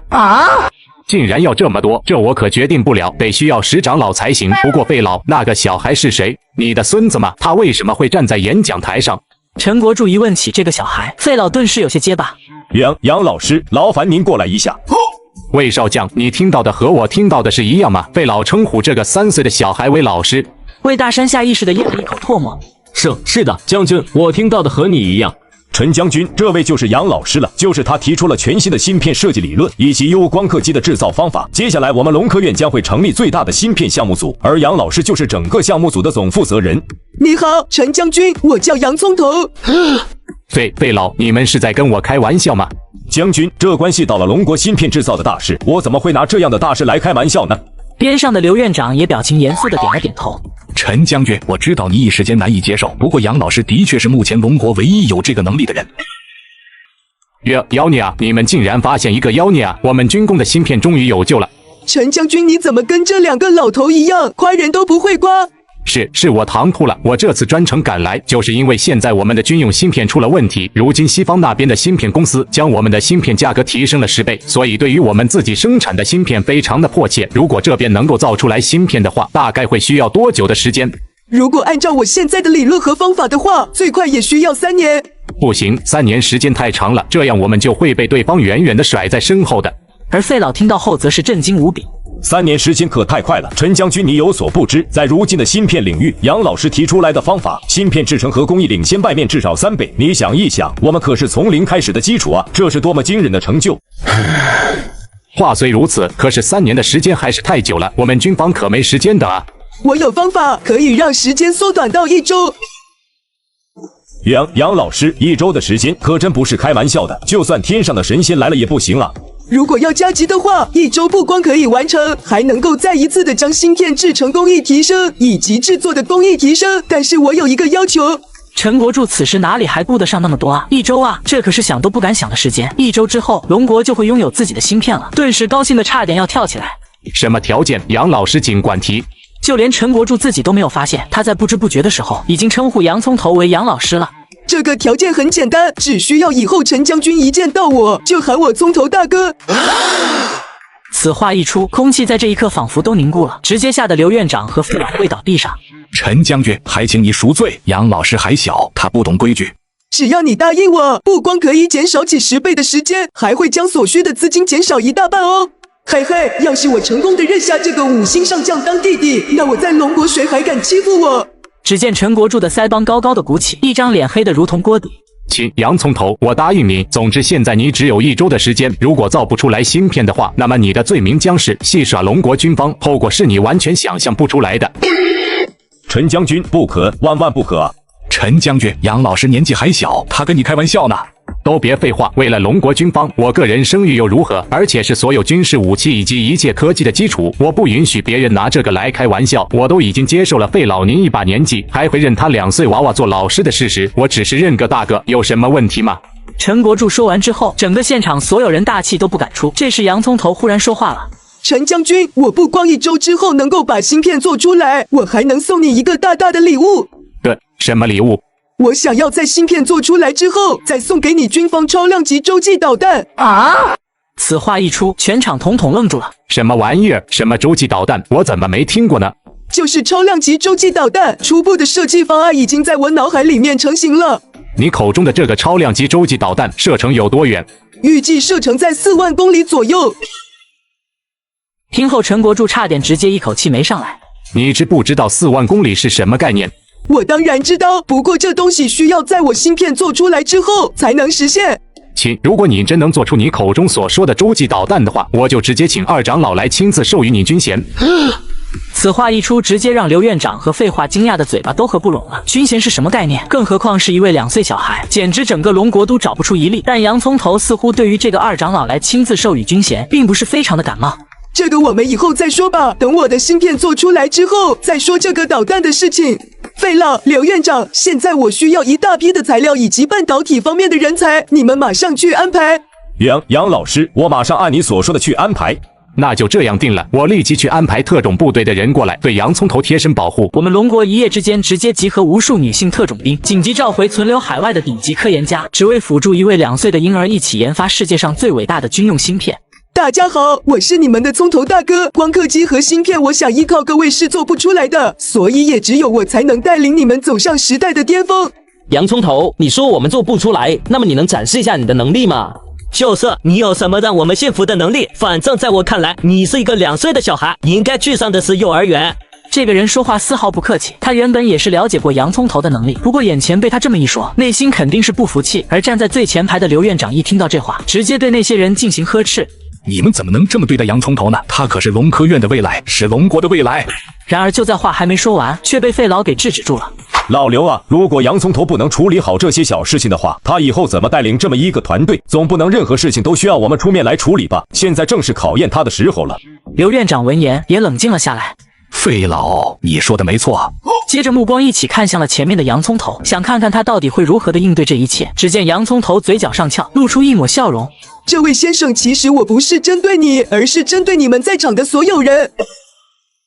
此话一出，现场顿时再次一片哗然。不得不说，洋葱头这小子也太狂了。我们科研人员不能只是埋头搞科研，我们需要利用好身边所有的一切。现在没有时间浪费在一些无意义的话语上面了。如果觉得我没有资格的，可以立即出去，我的团队不需要。此话一出，现场顿时鸦雀无声。之前叫嚣洋葱头的那个人脸色涨红，不过现在他骑虎难下，又觉得自己的面子上有些抹不开，同时又有着一股科学家的傲气，最终还是冷哼一声。我就不相信了，有人能够在1周之内把芯片和光刻机同时做出来。这人留下这话便直接转身走了，然而走到一半又停下了。费老，刘院长，这就是一个骗局，我们都是高级知识分子，难道会被这样一个简单的骗局所骗倒吗？即便这些理论知识是真的，但是你们真的相信他能在1周之内做到吗？反正我就是不相信。刘院长知道，这时候应该是到了自己开口说话的时候了。你如果不想参加，那么可以离开，这是陆老师同意了的。至于剩下的研究员，他们有自己的决定，请你不要在这里蛊惑他们。刘院长，没关系，我给他机会。现在想和他们一起离开的，请立即离开。我这里不需要怀疑者，因为接下来你们所要从事的事业，以及你们将要完成的东西，将会彻底改变你们的人生，也会改变我们整个龙国。所以我需要你们全身心的100%的投入。这一下让刚才那人更加的尴尬了，原本内心是有一些后悔的，感觉这件事情好像似乎能成，但是现在箭在弦上，已经不容得他后悔了，只能冷哼一声，拂袖而去。很好，那么我现在可以认为，剩下的你们都是要准备和我一起做出一番事业的人。现在我就直接安排工作了。说完，洋葱头直接看向费老和刘院长。费老是物理方面的专家，我需要费老负责光刻机那一组，而刘院长的话，我需要你负责芯片设计的那一组，两边要同时进行。费老微微一愣，立即问道：可是杨老师，我们必须要先做出来光刻机后才能做出芯片啊，两边恐怕无法同时进行。费老放心，两边其实并不冲突，总之你们听我安排就是了。呵，我听你的，杨老师。费老已经长满了老年般的双手，忽然握紧成了拳头，内心默默的念叨：终于让我等到了这一刻了，终于能让我费展鹏能够再一次的为龙国出力了。之后，在洋葱头的指挥之下，龙国所有的科技代工厂以及311军工厂的科技人才，都在没日没夜的按照洋葱头的理念研究着光刻机及芯片。另一边，龙国的内阁之内，在西方国家谈判芯片吃了闭门羹的二长老一脸颓废的来到大长老办公室。二长老，看你脸色，此去出行是不是事情有些不顺利？都是一些不当人子的东西。当初需要我们的时候，和我们合作的好好的，现在芯片说不卖给我们就不卖给我们了。如果芯片购买不了的话，我们直接购买他们武器也行。石长老不说还好，一说这个事情，二长老就更加来气。这一次我见到了他们卡特副总统了，他意思非常的明确，就是不会卖给我们芯片，并且也不会卖给我们最先进的武器。说着，二长老重重的叹了一口气。如果是这样的话，那么我们的武器和科技和世界的距离将会被逐渐的拉远了，最后却被那些国家给远远的抛在后面。其实我有一件事情没有告诉你们，不知道靠不靠谱，就是关于我国自研芯片的事情。快说，是我们的自研芯片有了什么突破了吗？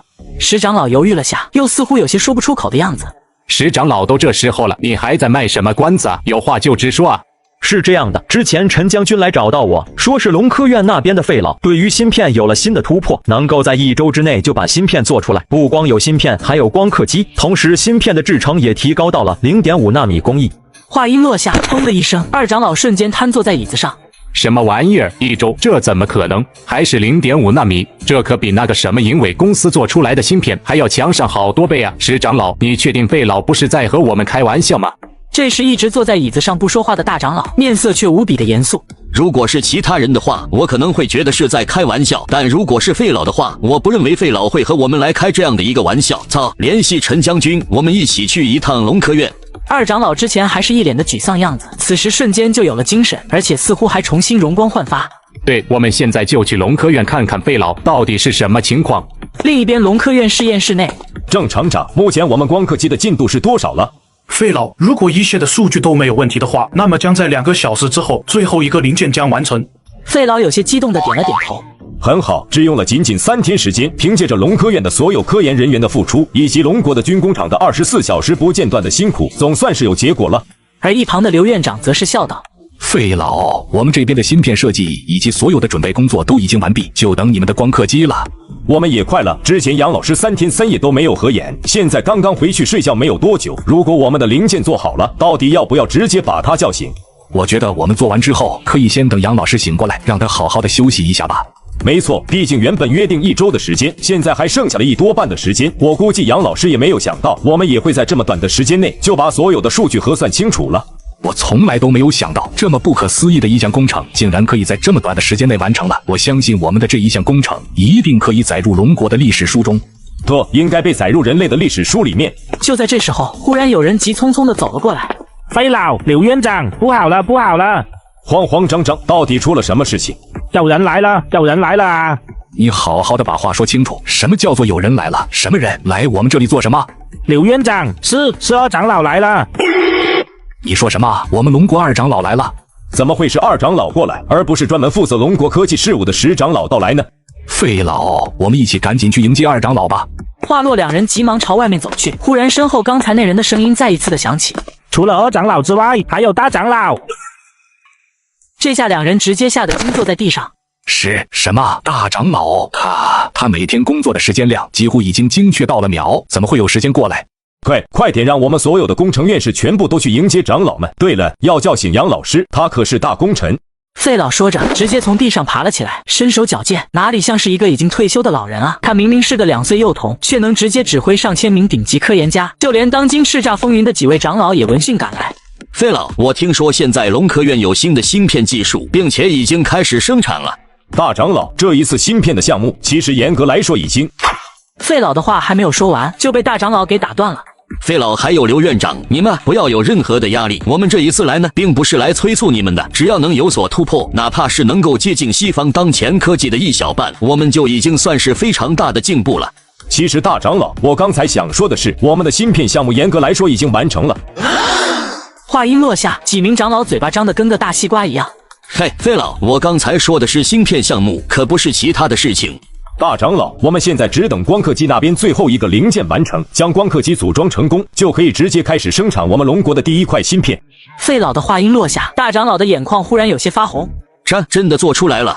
是的，不过大长老，我有件事情需要告诉你，光刻机的组装能成功，全靠一个人，没有他，我们无法组装光刻机以及运行光刻机，就是这位我们的天才小神童杨葱头杨老师。几位长老循声看了过去，下一刻几人直接朝后猛退了2步。大长老你好，我就是洋葱头。什么？你们这是做什么？费老，刘院长，你认为这样的玩笑很好笑吗？闻言，几位长老的脸色变得非常难看。你们太不像话了！如果我们龙国的科技制造是这样过家玩的话，那么永远都不要想超过西方诸国。费老有些着急了，因为他已经看出来了大长老很是生气了。几位长老，你们如果不相信，请跟我来。随后，洋葱头带着众人来到了运行光刻机的场地。费老和刘院长眼睛一眨不眨地盯着光刻机，两人因为激动，浑身都开始不停地颤抖着。这就是我们自己研发、生产并且制造出来的光刻机吗？大长老，别去摸！大长老一愣，条件反射的手立即缩了回来。大长老，这仪器太精密了，我们的人手上面有太多看不见的油污，不能随便摸。那是别国的光刻机，我的光刻机随便摸。真的能摸吗？随便摸。听后，大长老颤抖的手又重新伸向光刻机。这真的是光刻机吗？这东西真的能够造出来芯片吗？洋葱头还没有来得及回答，只见二长老的眼眶发红，一行眼泪直接流了下来。光刻机，这正是我们龙国自己研发的光刻机。现场的费老和刘院长也则是流着眼泪，捂着自己的心脏位置，似乎心脏又有些受不了。大家不要哭了，这是高兴的日子，我们应该高兴起来。现在我宣布，我们龙国第一次光刻机完成，并且现在开始制作龙国的第一块芯片。不等众人有所反应，洋葱头视线看向了陈国柱这边。陈将军，我给你的惊喜要来了，你准备好了吗？希望你不要忘了几天前的承诺。几位长老们都有些茫然，洋葱头所说的意思。各位请跟我来。随后几人来到了大广场上，只见远处正静静地躺着一架大家伙。是洲际导弹。洲际导弹4个字，如同一记平地闷雷，轰隆隆的把在场所有人的脑瓜都震得啪啪响。什么洲际导弹？这是超量洲际导弹，射程足4万公里。这就是我利用研发光刻机空闲时间叫人造出来的，而且所用的零件全部是我们龙国生产的。快给我速效救心丸！这一刻，陈将军等得太久了，这一刻，龙国等得太久了，久到就像是有1个世纪那么长。刚才一直神经紧绷的陈将军，忽然泪如泉涌。大长老，我想我们都欠洋葱头一句道歉。陈将军说的对，之前的确是我们错了，我们仅通过洋葱头的年龄来判断他的能力，这是一个极为严重的错误。你没有错，错的是我之前太过于以貌取人了。我一直都认为我们龙国地大物博，人才辈出，总是会有绝世的天才出现，但是我做梦也没有想到这样的天才会只有2岁的年纪啊。葱头大哥，我履行我之前的诺言，以后你就是我哥。陈国柱说完之后，整个现场陷入了一片安静之中，大长老和其他的长老全部眼睛一眨不眨地看着洋葱头。大长老，我想我们可以借此机会迅速插播关于洲际导弹的新闻会议，让那些曾经看不起我们龙国的人抖动去吧。没错，二长老迅速吩咐下去，按照杨老师的说的去做，直接开全世界新闻会议。此时此刻，大长老也不知不觉称呼洋葱头为杨老师了。是大长老。关于洲际导弹的新闻一经播出，西方霸国总统府内一位士兵模样的人脸色慌张地走了进来。总统，不好了！出什么事了？慌慌张张的。刚刚收到的消息，龙国要发射超量洲际导弹，还说择日要试飞。他们的洲际导弹那能飞多远？在他们国内飞一飞就好了。总统先生，此事我认为不可不放在心上啊！您忘了前段时间龙国可刚刚研制出10G 网络，这下又来了个洲际导弹。罗伯上将，我认为你多虑了，你是不知道具体的情况。我告诉你吧，如果龙国能够造得出来什么新的东西，前几天他们二长老就不会千里迢迢的跑到了我国，想要高价购买我们武器的这番话了。总统先生，话虽如此，不过这件事情我们依然要重视起来。无论如何，龙国在这时候开始发射洲际导弹，一个是时间不对，刚好卡在了我们的武器交流会结束的时候；第二个是方式不对，他们直接通知了全世界，这极为不寻常。此话一出，刚刚还有笑意的特朗登顿时神情严肃起来。就在此时，另一位下属急急忙忙跑了过来。不好了，总统先生，罗伯上将，我们预警雷达发现了不明飞行物，速度很快。刚才你说速度很快，速度有多快？大概是在33.6公里每秒。此话一出，只见特朗登轰的一声瘫坐在椅子上。难道龙国已经发射了2岁婴儿随手研发的超量洲际导弹？一经发射，直接2小时环绕世界1周。然而为了世界和平，特地没有增加弹头，最后直接落到公海之中。得知消息的特朗登和罗伯上将对视了一眼，随即直接一阵轰然大笑。我就说龙国最近的发展速度怎么这么快？原来是造假的！几千年文化的泱泱大国，怎么还能这么天真？总统，这次龙国发射的导弹是没有弹头的，而且他们专门发布世界新闻，宣称龙国将迈入一个新的纪元。什么？从明天开始步入新纪元？龙国这是开挂了吗？与此同时，内阁大长老办公室内，杨老师，你的超量洲际导弹果然厉害，这下我们龙国终于在世界上扬眉吐气了一回。大长老，还有更厉害的！我升级研发的1纳米的光刻机已经开始做第5台了。按照24小时的产量，我们1纳米的芯片每天的产出是100片，成品率几乎是99%。此话一出，几位长老顿时倒吸了一口凉气。这么高的产量，杨老师，你的光刻机确实厉害，不光是体积小，而且产量高，成品率更是高的离谱，不得了，不得了！还是太慢了！对于我想要的数据运算，这点算力根本还不够。杨老师，你是不是太过急躁了？你难道想在今年之内把可控核聚变做出来？费老说完，自己都觉得有些好笑，直接把上百年都做不到的可控核聚变压缩在1年内，简直就是一个天大的笑话。随即，费老发现洋葱头竟然没笑。不会吧，杨老师，你是认真的吗？你真的想在今年内把可控核聚变做出来？是超级可控核聚变，比普通的可控聚变性能强上10倍。不光如此，我还想要在龙国的国庆日之前做出来，这就当是我洋葱头送给祖国的生日礼物。此话一出，犹如雷霆天降，震撼在场所有的人。只见费老手指着洋葱头，不停地颤抖着。这不可能，这简直就是天方夜谭。杨老师，你不是在说笑吧？我洋葱头的人生字典里没有说笑这2个词，我只是比较喜欢快一点。你。费老正想继续开口，猛然间想到一件事情，那就是洋葱头带领团队在3天之内直接做出了光刻机，这简直可以用奇迹来形容啊！难道？费老忽然激动的浑身有些发抖。杨老师，我这个老头子从现在开始就不眠不休，把这把老骨头交给你了。你想要我做什么？不分昼夜，我这老头子都配合你。费老，您老是我们龙国科学界的活化石啊，您可不能出问题，到时候可控核聚变完成的那边还需要您的亲自见证呢。是啊。费老眼中有些希冀和憧憬之光闪现，口中喃喃自语。那是一个怎么样的世界啊？那是一个怎么样的龙国啊？所有的能源问题全部解决，龙国会变成一个怎么样的强大国家？费老无法想象出来那会是怎样的盛景。他的耳边似乎出现了巨大的鞭炮声，还有绚烂的礼花绽放在空中，还有其他的世界强国仰望着龙国的样子。这时洋葱头的声音打断了费老的继续想象。费老，立即把这项消息传达给工程部。现在我们第一步是增加光刻机的产量。增加多少？提升到现在的100倍。这时现场又是一片倒吸凉气的声音。100倍，那光是用电量就已经是恐怖到无法想象的地步了，能行吗？肯定能行，不然怎么够我们的超级计算机使用呢？超级计算机？对，我要将这些芯片全部组合在一起，组合成世界第1的算力，而且我把这台计算机命名为神灵。此名词一出，震撼每个人的人心，单听名字就觉得此物就特别牛掰了。而费老在一系列的震惊之后，最先反应了过来。既然如此，那就赶紧动手，我立即去基地安排事情。先别急着去安排事情，你马上跟我去趟电力站。听到电力站，费老立刻明白洋葱头的用意，随即点点头。之后两人马不停蹄地赶到水电站。哎呀，费老啊，好久不见，您怎么有空来我这啊？李站长，你怎么了？听你声音似乎很疲倦啊。李站长不疲倦就怪了，因为天气很热，用电量急剧增加，目前已经联合6座水电站了，电还是不够用，但是嘴上依然还是很硬的。没有，可能是昨晚上睡得晚了一点。对了，这小孩是谁啊？不会是你孙子吧？你休得乱讲，这位是我们农科院大名鼎鼎的杨老师，这你都没听过啊？什么？李站长是吧？别只顾着惊讶了，我预计接下来我们农科院的产能会提高，用电量会有一个巨大的上升，所以我们专程过来找你。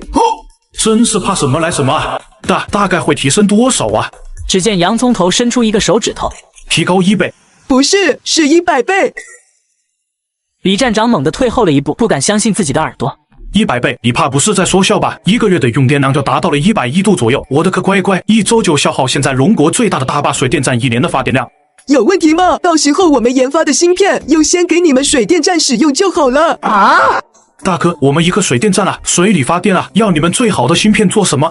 李站长，大长老已经交代了，所有部门都得配合杨老师的决定，实在不行，你去联系另外的火电站、煤电站的站长们一起供电。大长老，是保证完成任务。1周后，因为巨量供电，龙科院基地的光刻机生产效已经跟上，开始有源源不断的芯片投入到了超级计算机内。所有的数据和之前洋葱头提出的可控核聚变开始飞快的推演，速度比以前整整快了100倍。此时距离龙国的国庆日还有1个半月。杨老师，你真的能在国庆前做出来？能，必须能。我真的能在此之前见到龙国成为世界第一吗？废了，我觉得你能。谁知刚说完话，只见洋葱头眼前一黑倒下了。杨老师，你怎么了？2岁婴儿只是生个小病，医院外却直接集合上千名安保人员，更是派出2架直升机过来坐镇。费老，目前看来小神童身体十分健康，应该是长期熬夜所导致的晕厥。那就好，杨老师，你可把我这把老骨头吓得不轻啊！要是你真出什么事，我就成了国家的千古罪人了。好了，快扶我起来，我们去龙科院基地，超级可控核聚变还差最后几步就完成了。不行！这时洋葱头才反应过来，费老后面还跟着2个人。这2位是谁？几位长老听说你累得晕倒了，特地给杨老师你安排了2位助理过来，你们2个还不赶紧介绍下自己？杨老师，我叫孙晴，以后就是你专属助理了。我叫程勇，是您的保镖兼助理。杨老师，经过长老们开会一致决定，你最近太累了，决定放你1周的假期。不行，我还有要事要去做呢。程勇听到这里，脸上露出一抹郑重之色。我在接受任务的时候就被告知，杨老师，你的身体不光是你自己的身体了。我的身体不是我自己身体，难道是你的？杨老师，您现在的身体是龙国最宝贵的财富，所以您现在的身体是重中之重，比我自己，比我们在场的所有人都要重要。洋葱头撇嘴，没想到自己现在要不要放假，居然要那几个长老开会决定了，不禁有些啧舌。1周的时间太长了，那边的研究也是刻不容缓，我不能离开太久，所以我认为3天时间就够了。同意。大长老果然厉害，他连杨老师你现在要说的话都猜到了。很快3天就过去了，养好身体的洋葱头第一时间就赶到龙科院基地内，整个基地内却只有费老1人，而他眉头皱成了川字，见到洋葱头但还是问了一句：现在你的身体怎么样了？没问题了，费老，到底发生了什么事？你怎么表情这么严肃？是不是实验数据出了问题？是反应堆泄漏了吗？这基本上算是洋葱头现在能猜到的最大的问题了，但是费老却是摇了摇头。就在此时，唰的一声，一大群人出现在洋葱头身边。恭喜杨老师，贺喜杨老师！是不是试验堆成功了？而边上的费老却一直笑着，然后眼眶发红，看着洋葱头重重的点头。没错，我们的可控核聚变成功了。吓我一跳，有你这样给惊喜的吗？这不是板上钉钉的事吗？对了，通知长老们了吗？成功的那一刻我们就通知了，明日我们就要向全世界宣告我们自主研发的1纳米芯片的事情了。行，就按你所言。次日，龙国外交发布会现场，基本上世界上所有的国家记者几乎都到了，每一个人脸上都写着兴奋。外交负责人徐涛理了理自己的衣领，然后深吸一口气，松开捏得很紧的拳头。今日将各国的记者们召集过来，是想告诉各位，关于我们龙国最新研究出来的神芯1纳米芯片，已经有了最新的进展和消息。通过这一段时间的生产和制造技术完善，我们现在的神芯已经可以实现大规模的量产了。所以我们准备在首先满足国内需求的情况下，向世界上其他的国家出手神芯。话音刚落，现场的记者顿时一阵哗然，不少人已经忍不住地讨论了起来。你好，我是漂亮国的记者，我想问一下，我们漂亮国也在你们的售卖国家行列吗？而徐涛的回答却十分的耐人寻味。我们将面向所有的友好国家，如果你们漂亮国是友好的话，那当然没有问题。我是风车国的记者，请问你们售卖芯片的具体时间是在什么时候呢？具体的时间就在这1个月左右，具体要到哪一天，我想应该是在庆祝完我们龙国的国庆日之后吧。说完这几句话，不等现场的记者提问，徐涛果断的道：今天的发布会就到这里，大家再见。说完直接走了。与此同时，龙国内阁会议室里面，现在有请我们神光工程的总工程师，神心芯片的创造者，龙国最年轻的国士洋葱头讲话。这一次石长老直接用国士来称呼洋葱头了。各位领导，你们好，我是洋葱头，相信大家都认识我，正是我所率领的神光工程，也就是超级可控核聚变，现在已经提前完成计划，比预计提前了1个月。杨总工，你能给我们大概的讲一下，这个可控核聚变出现之后，会对我们龙国的哪些行业产生影响，以及我们将如何面对这些改变？这些步骤该如何开始？目前可控核聚变出现之后，首当其冲的就是能源行业。目前的石油能源将不会是我们最主要依赖的能源，其次就是电力行业，然后是核武器非扩散以及航科技行业，还有……洋葱头最后再次重复道。这些里面改变最直观的就是电力，所以我准备从电力入手。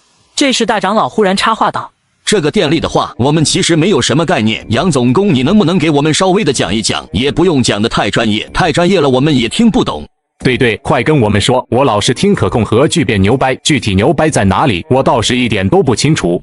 我举一个简单的例子吧。一般的情况下，我们现在使用核聚变的燃料为氚，氚的能量释放大概是每克刀，氚聚变可以释放大约6.3乘1013焦耳的能量，这个数字相当于同质量煤炭的100万倍。听到这里的时候，在座的人脸上并没有释然的表情，相反更加疑惑了。还听不懂啊？就是说我们1吨的氚用可控核聚变所产生的电力，可以让这个城市使用479年。我们龙国1纳米芯片一经发布，并扬言非友好国家拒绝出售，这直接让远在西方的特朗登猛拍桌子。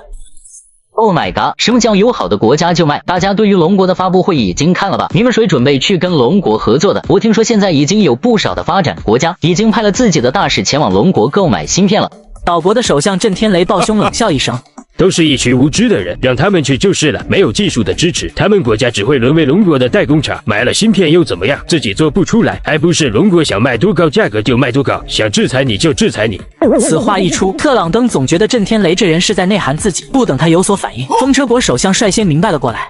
总统先生，我率先表态，我国不会第一时间跟龙国接触，不光不接触，我们还会加大力度和资金，把光刻机的能力再次提升，一记住龙国即将在芯片行业一家独大的局面，与其形成强有力的竞争。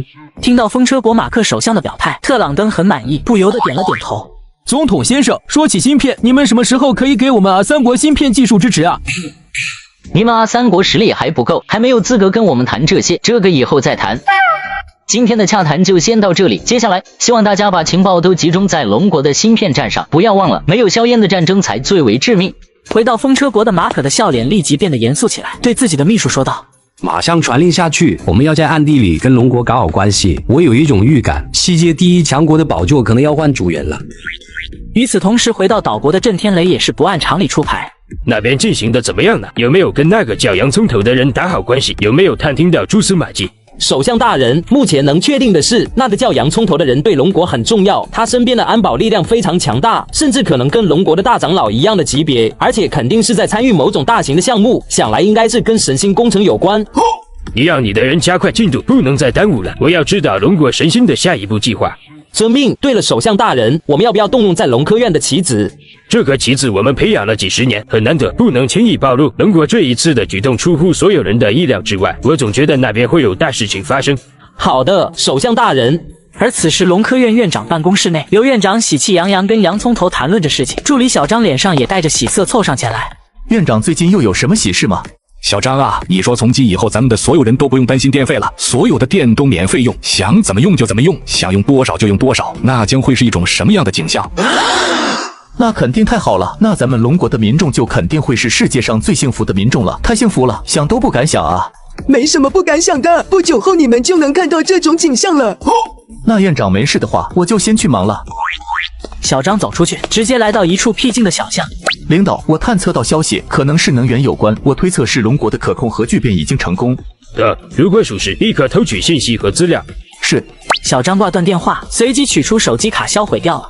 陈将军，我们现在立刻去趟阳城市，我路上再跟你讲原因。接着两人直接赶到市长李建国办公室内。哎呀，是什么风把陈将军吹到我这了？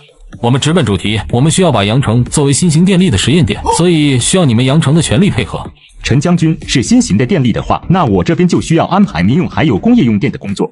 这就是你理事长需要安排的事情了。总之，这里面的利害关系我就不多说了，反正要记住一个原则：国庆之前要保密，保密级别 S 级。话落李正波倒抽一口凉气 ，S 级的保密，这可是涉及到了龙国安全的保密级别。接下来我会派一个师的兵力过来，负责帮助你做好这件事情。寸好略，什么一个师？我们先去忙了，你先也赶紧把事情抓紧办吧。陈将军不在阳城吃个便饭吗？饭就不吃了，这件事情你要在24小时之内办好，要不办不到的话，你的市长就不要做了。李建波虽然知道自己的市长不是他一个将军任命的，但是也知道这句话肯定是有力量的。一定完成任务，一定完成任务。经过龙科院和各方部门的没日没夜的努力下，很快到了国庆日。下一刻，只见整座阳城所有的灯光全部亮起，宛若一座璀璨的天空之城。这时，只见洋葱头的声音同时响起：“这就是神光计划！从现在开始，阳城的所有电力全部都由核聚变产出，而这一切都不会有任何的核废料和有辐射污染的东西排出。阳城的电力将趋近于无限，而所有的电费也都没有了，全是免费。”是可控核聚变，是超级可控核聚变。原来儿子最近一直在做可控核聚变，我真为他感到高兴。与此同时，西方霸国总统府内，摩迪总统，你看了龙国的国庆日庆典了吗？什么庆典？龙国的庆典我为什么要看？我没有任何的兴趣。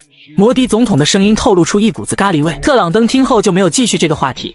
你不是一直想要我们对你们进行芯片的技术支持吗？没错，但是你一直不同意啊，说我们阿三国的实力不够啊。我可没说过这话，我是那种不帮助兄弟国家的人吗？我现在就准备把我国最先进的芯片技术授权于你们，与你们的科研人员进行交接。真的吗？我亲爱的特朗登总统，我们阿三国和漂亮国永远都是最好的兄弟。不过你得答应我一个条件。您尽管提。那就是你们对龙国现在的侵犯可以加大力度，如果武器储备不够，我们可以秘密给你提供支持。这不是自己刚想打瞌睡就有人送来了枕头吗？放心好了，我们一定会加大力度。我亲爱的总统先生，这次我就让龙国知道我们阿三国现在的强大。几日后，龙国大长老办公室内，大长老，我有要事汇报。快说，什么事？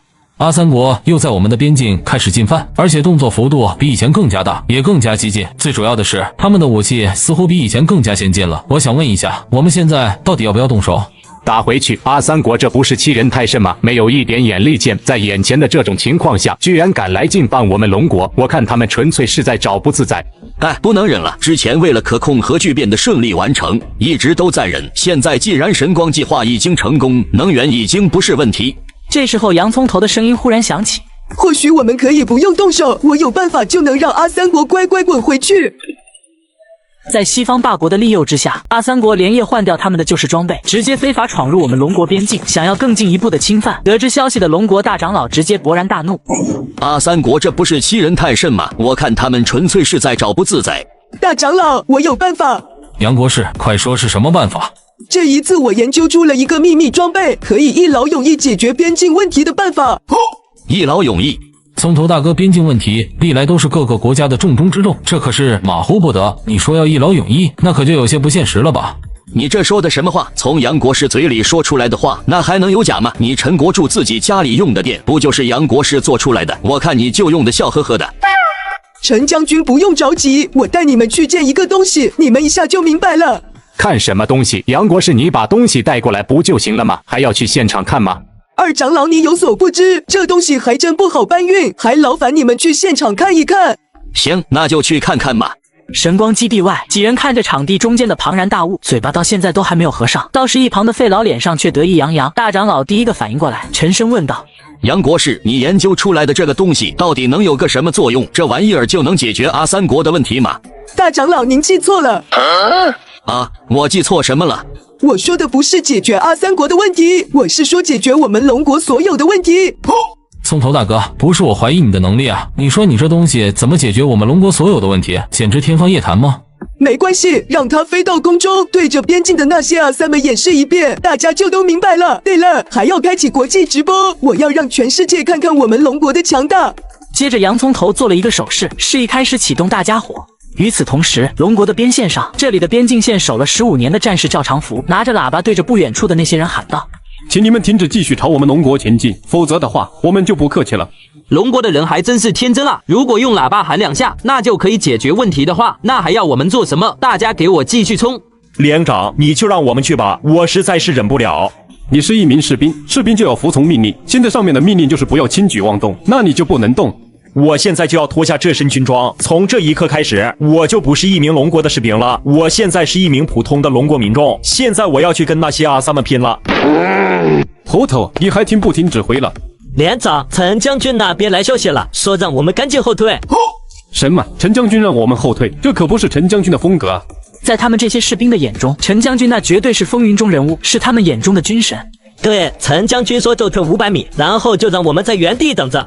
马上退后500米，大家都服从军令，不得马后。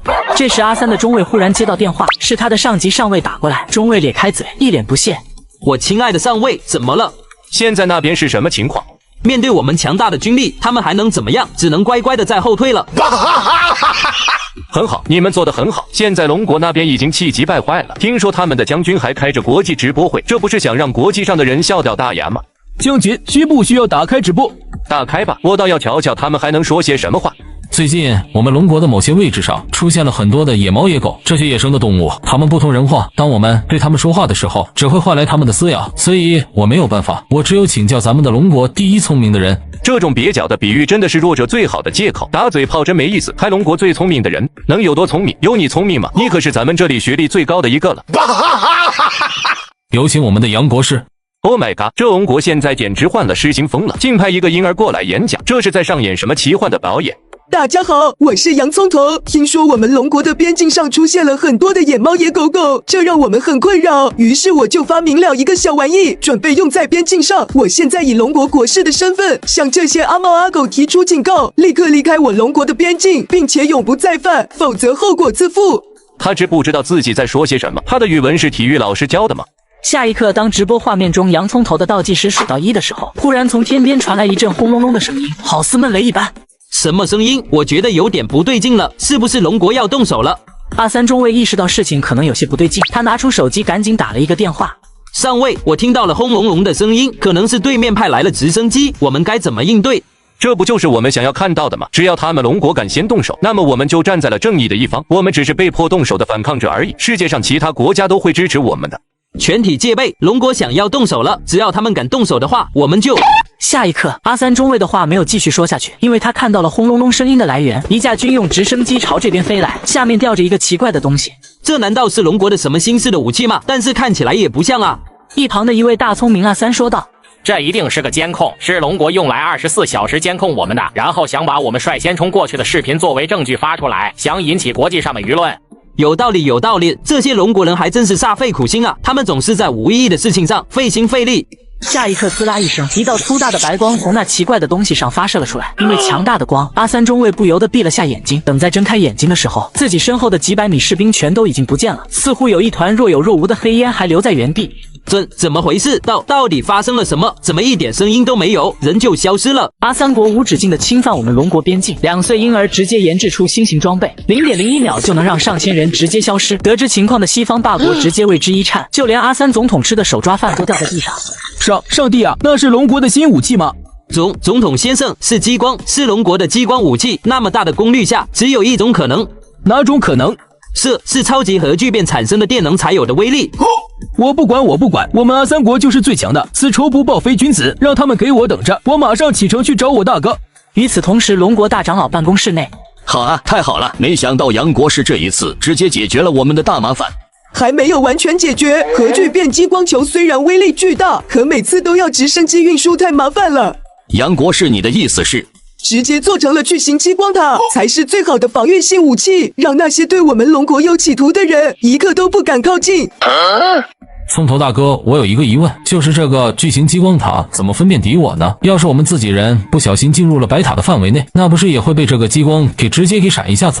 陈将军，你多虑了，我的激光塔可以覆盖和守护方圆10公里，在我神星芯片的计算下，能够以在0.001毫秒的速度下分辨出敌我，因此我计划将激光塔用于龙国的整个边境线。那绝对不够。二长老说的没错，你的一座激光塔的覆盖范围只有10公里，但是我们外围那么长，得造多少的塔才能足够？我忘了给大家说了，我的激光塔是可以进行升级的。现在我说方圆10公里只是一个保守数字，我预计在不久的将来，一座塔可以覆盖方圆100公里的范围，或者更高。什么100公里或者更高？意思就是说，一只100公里外的苍蝇忽然朝着龙国的外围出发，刺了一声，一道白光闪过，苍蝇就没了。这也太恐怖了。这时陈国柱又瞬间反应了过来。不对啊，就算激光能打到100公里之外的距离，但是那么多的山或树什么的，不是直接就把激光给挡住了吗？这只是初步的设想，后期我会在激光塔 2.0 的时候给大家展示的。大家现在就按照100公里的范围来进行布置。大长老，我们这么做应该不会有什么问题吧？大长老还没有答话，急性子的二长老就率先回答了。这有啥问题？我们的激光塔在自己的范围内，只是用来防止那些野猫野狗的，其他人过来被我们的塔误伤了，能关我什么事？二长老说的对，杨国士，你可是解决了我们龙国这几十年以来的大问题啊！真不知道该怎么感谢你了。不要客气，不要客气，为我们龙国都是我理所应当的。与此同时，岛国的首相府内，看完龙国边境全程直播的震天雷眉头紧锁着。给我不惜任何代价加速研究，我们的核聚变研发一定要加速。首相大人，我们手上的一些资料还不齐全，按照我们现有的科技能力，可能做出来会有偏差。什么意思？我希望你重新组织下议员。我认为，就我们手上掌握着龙国可控核聚变资料来看，我们无法保证能做出像龙国那样的完全清洁的能源，到时候可能会……老者顿了顿，深吸一口气，迎上震天雷的目光。到时候可能会出现大量的冷却水被核放射所污染，而这么大量的水，我们也不可能一直储存，所以……震天雷立即明白了老者的意思，只见他来回的踱步，显然正在心中不断的思量着，片刻后有了决断。你们先做，至于后面的事情，我会想办法继续派人把资料偷回来。我们岛国不能落后于龙国，否则的话，我这个首相就是失职。那既然首相大人已经有了决定，我们尽管按您说的做。不过，老者话锋一转，要是能把洋葱头的所有研究资料都拿过来，或者还有成功的希望，只是时间可能会很久，等不了那么久了，立即给我去做。是。另一边，西方霸国的总统府内，摩迪总统一脸委屈的来到他的老大哥这里。我亲爱的特朗登总统，相信你已经看到了龙国的所作所为，我是不能忍了。摩迪总统，你想怎么样都可以，毕竟你是阿三国的总统，这是你的权利。可是这一次我们损失太惨重了，你不准备帮帮我们吗？摩迪总统，你在说什么笑话？不过身为世界正义的维护者，我有必要提醒你一句，你的行为将会受到我们的谴责，可不要怪我之前没有提醒你啊！你在说什么？不是你之前一直让我们这么做的吗？你现在说这话是什么意思？罗伯上将，我说过这话吗？我可没说过。摩迪总统，你不是在做梦吧？好，不愧是你，那我们就自己动手。没有了你们漂亮国的帮助，我们一样敢跟龙国叫板。好啊，不过别怪我没提醒你啊，到时候国际社会对你们的谴责和制裁，你要有一个心理准备。此话一出，摩迪已经变白的脸瞬间冒出冷汗。被国际社会全力制裁的话，这可以不是闹着玩的。但是这件事情难道就这么算了？当然不是，我倒是有一些建议，就是你摩迪不光不要找龙国算账，还要跟他们道歉。不可能，绝对不可能。我给你说这样做的好处，你可以得到目前所有人的支持和同情，甚至大家会觉得龙国才是那个嚣张跋扈的国家。至此你就站在了道德的制高点，你按照我说的来做，保证能让龙国吃上一个大亏。有道理，龙国，我这就让你尝尝我们阿三国人民的足智多谋。小孩只是在路边摘朵野花，竟被不远处的狙击手盯上。就在这千钧一发之际，有危险，快趴下！陈将军，你看那几个面具人逃走了。程勇，立即派出整个毒牙部队，将整个阳城封锁，彻查这些来暗杀的人。我要在半小时之内知道他们的身份，立即，马上。是，陈将军。与此同时，龙国大长老办公室，助理急慌慌地走了过来。大长老不好了，杨国师被暗杀了。我给你一次重新组织一下语言的机会，快把事情给我说清楚。杨国师跟陈将军只是在阳城市的市中心溜达一下，就遭遇了一场暗杀。现在情况怎么样？他们有没有事？没有，他们都没有受伤。是谁如此大胆，敢暗杀我们的杨国士？陈国柱那小子呢？他是吃白干饭的，老子把洋葱头交给他，他就是这么做事的。他这个上将军当的什么玩意儿？那些暗杀杨国士的人跑了一个狙击手，活捉了3个人，他们都是把自己装扮成小丑的样子。现在请将军正在亲自审问，相信很快就会出结果。看带路，我要亲自去陈国柱那边看看。等长老们赶到的时候，陈将军那边已经审问的差不多了。几位长老，针对这一次杨国士的暗杀事件，我审问了和复核了被抓住了几名国际刺客。给我说重点。我猜测是阿三国做的。可恶，竟然是阿三国！虽然从各种证据能证明是阿三国的人做的，不过我还有一些疑虑和一些疑点。有多大的把握是阿三国？有80%的把握是他们做的。这就足够了。石长老，你是主管我们龙国的战士，我以龙国大长老的身份宣布。大长老的脸上有些毋庸置疑的威严。从现在开始，我们龙国进入紧急备战状态。好，老子终于等到这一刻了。陈国柱听令，现在该是让我们的战士们动一动筋骨了。收到。大长老，我觉得此事欠妥。我认为现在因为杨国师的暗杀事件直接演变成一场战争的话，对我们正在出现爆炸式腾飞的龙国经济是一场巨大的损失。我们能不能再等一等，或者说稍微缓一缓？二长老你怎么想的？不要忘了，现在咱们龙国爆炸式的经济增长是因为谁而出现的？又是因为谁？咱们龙国现在才有了能在世界上与漂亮国争夺第一的资本。是洋葱头，这一次对方都跑到我们龙国境内对杨国士出手了，就算我们能忍，那我相信整个龙国的国民也绝对不会忍。没错，我刚才的宣布即刻生效，秦将军请开始吧。陈国柱领命。半小时后，龙国进入紧急备战的状态新闻一经播出，阿三国总统府内得到情报的中尉立即把原因汇报给魔的总统。什么？龙国竟然污蔑我们阿三国，竟然说我们暗杀他们的什么国士，什么神逻辑？总统先生，我看龙国这次可不像是单纯在恐吓我们的样子，我觉得他们似乎要来真的。来真的吗？他们龙国想怎么样？动手吗？来啊！不要忘了，我们阿三国的背后还有漂亮国这个世界第一强国在，谅他们也不敢怎么样嘛。之前特朗登总统还叫我们公开道歉，我看现在根本没这个必要了。魔的总统，您的意思是？现在我们阿三国已经跟菲律国形成了同盟，明天我们的联合舰队就会对外宣称这是一场普通的军事演习，到时候我们的联合舰队就会浩浩荡荡的开进龙国的领海。这一次我要他们龙国付出比之前还要多10倍、多100倍的代价。我永远支持您的决定，总统阁下。另一边得知大长老为了自己启动紧急备战的洋葱头，立刻来到大长老办公室。杨国士，你要是想说请我们3、4的话，我看就不必了。你这一次被暗杀，肯定会在国际上产生影响。如果我们龙国什么都不做的话，那么下一次的暗杀可能会更加疯狂。你身为我们龙国的国士，我们整个龙国连你的安危都保护不了的话，那我这个大长老也没有面目去面对龙国的民众了。大长老，喂，葱头大哥，你就不用说了，他们阿三国的人我比较了解，你退一步，他们就赶尽3丈；你要是进一步，他们立刻就怂了。洋葱头一直等到他们说完，这才终于有机会发言。大长老，我没说要你们不动手啊。那你请说。我的意思是，既然咱们要动手，那就要打狠一点，不光打的那阿三国的小人以后再不敢乱来，还要让那些真正在幕后主使之人，在今后想要动手的时候也要掂量掂量。陈国柱一听，立即像是想到了什么似的，脸上一喜。葱头大哥，你是不是又有什么好东西了？这一次我要送给龙国军队一份大礼。说着话，费老从外面走了过来，他的脸上带着笑意。陈将军猜得不错，一开始的时候，我听杨国士说要把核聚变的小型电池多做一些，我配合了，没想到他竟然开口就是1万个电池。要知道这样的电池无论是用在哪里，几乎可以当做是无限的能源。没想到他竟然卖起了关子，说是到时候我就知道了，这不嘛，现在就是这个时候。你们的小型核聚变电池我知道，就是那个用在边境上激光球上的东西啊，这东西有什么其他的用吗？这时只见洋葱头挥了挥手，2位战神请进来。话落，只见2个身穿坚硬铠甲的机器人正威风凛凛地走了进来。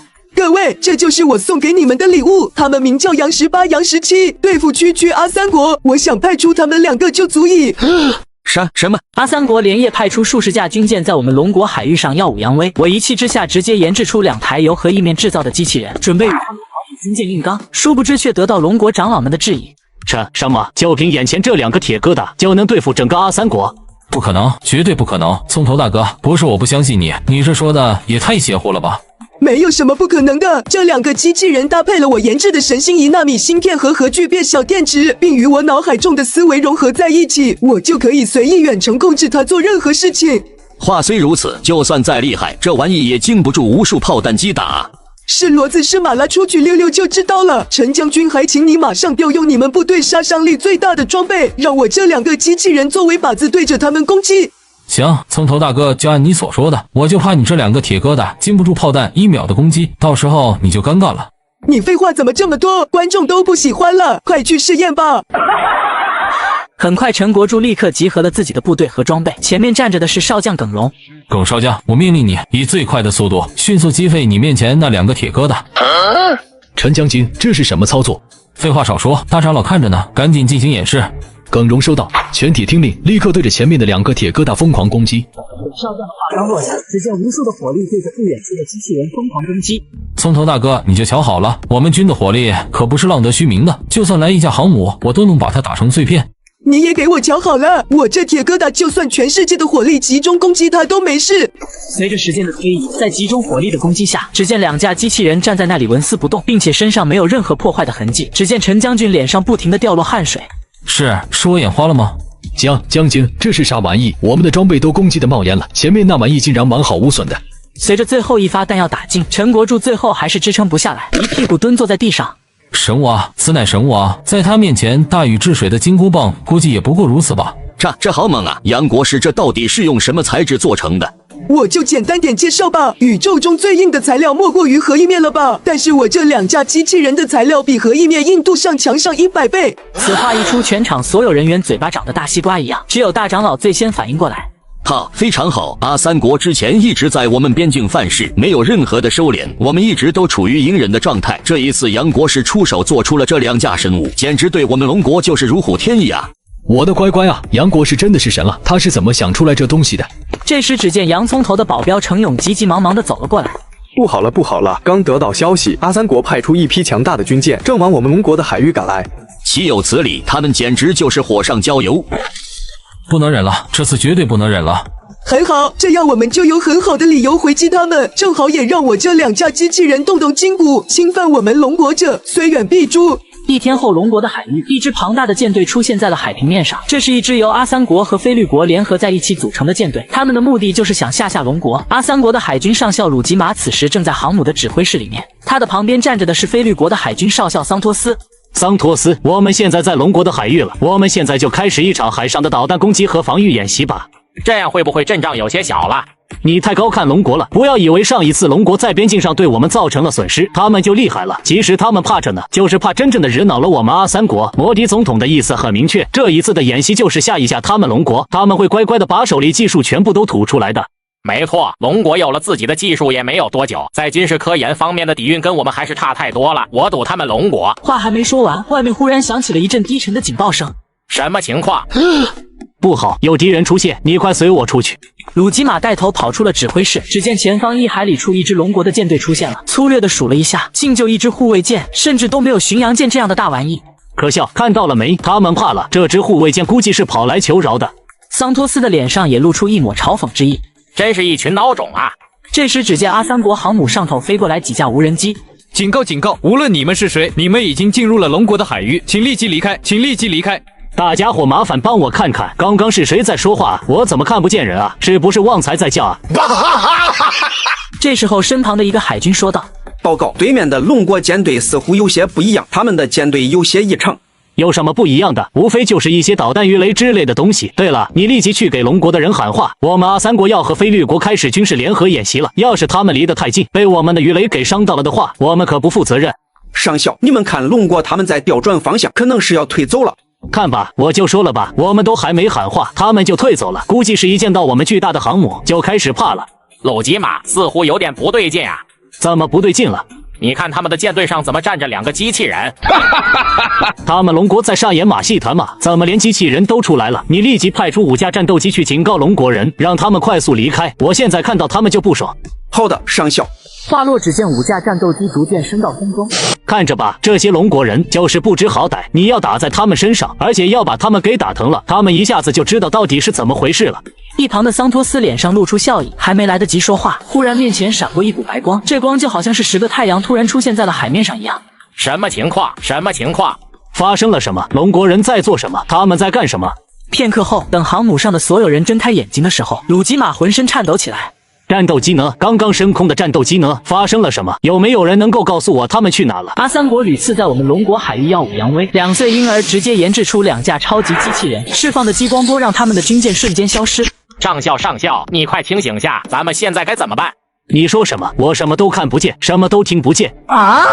要是上校你再不做出应对措施的话……话音未落，又一道能让太阳都已经失色的白光直扑而来，紧接着边上那一艘航母瞬间消失了，就像是从来没有存在过事件一般。啊，真是太强了！我们怎么办？我建议我们立即撤走，退出龙国的领海，这样还有一丝生机。我不撤走，所有人听令，朝着龙国的舰队全力开火。鲁吉马，请你三思啊！如果你一意孤行，那请恕我们菲律国不能陪你了。说完，桑托斯快速转身而去，直接开着自己的逃生小船逃走了。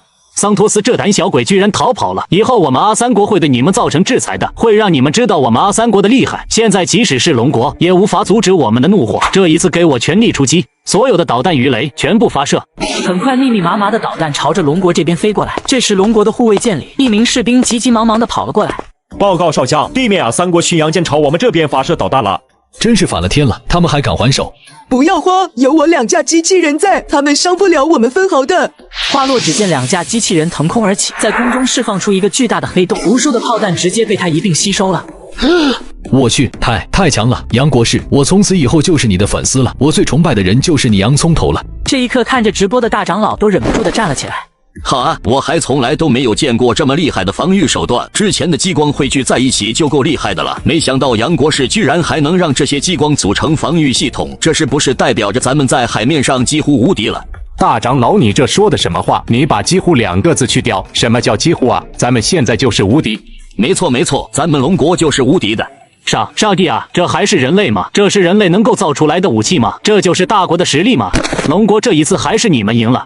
害怕龙国反击的鲁吉马升起了一面巨大的白旗，他知道龙国为什么留着他这艘航母，也知道他鲁吉马将马上成为龙国的俘虏。这一次看秦将军怎么奖励我，我耿荣给秦将军可是缴获了一艘航母。其实还可以再缴获一些航母巡洋舰的，只怪我这2架机器人太强了。够了，那万一对面的阿三人反扑了怎么办？杨国师，你也是为了咱们士兵的安危，咱们满班师回朝吧。哪能这么简单就放过他们？咱们直接开着阿三的航母去他们的领海转一转，羞辱他们。有道理，咱马上就出发。不好了，摩迪总统，好多艘航母和巡洋舰都没有了。没事，虽然鲁吉马少校行为有些冒失，直接击沉了龙国的这么多巡洋舰，虽然有些浪费，但没关系，这次我们阿三国终于长脸了。不是，是我们没有了巡洋舰，没有了，全都没有了。我都说了，没了就没了啊！下一刻，摩迪双眼圆睁，他反应过来了。什么？你说什么？到底什么情况？龙国他们还手了，菲律国的人逃跑了，并且还俘获了我们的航母，还在我国海域行驶。我们这一次所有的舰队全部消失了，就连鲁吉马上校都被俘虏了。坏消息一个接一个的从中尉的嘴里说了出来，摩迪直接一屁股瘫倒在了地上。立即给我联系漂亮国的特朗登总统。话落，下属立刻拿起手机拨了出去。摩迪总统那边把我电话挂掉了。摩迪牵动嘴角，露出一抹苦涩的笑容。我还是去问问龙国吧，问问他们有什么条件，这样还靠谱点。龙国大长老办公室内，一阵清脆的手机铃声打断了大长老的谈笑风生。拿出来一看，摩迪总统在请求与我联系了。大长老，摩迪此时跟你联系肯定有诈。说的没错。话落，大长老直接挂断电话。这一次阿三国的损失很大，他们肯定不会善罢甘休，此时来找我谈，应该只是一时的权宜之计。我猜他肯定会一面跟我和谈商量条件，一面会去私下里联系漂亮国寻求那边的帮助，然后在国际上开始联系盟友，准备对付我们。所以大长老准备怎么办？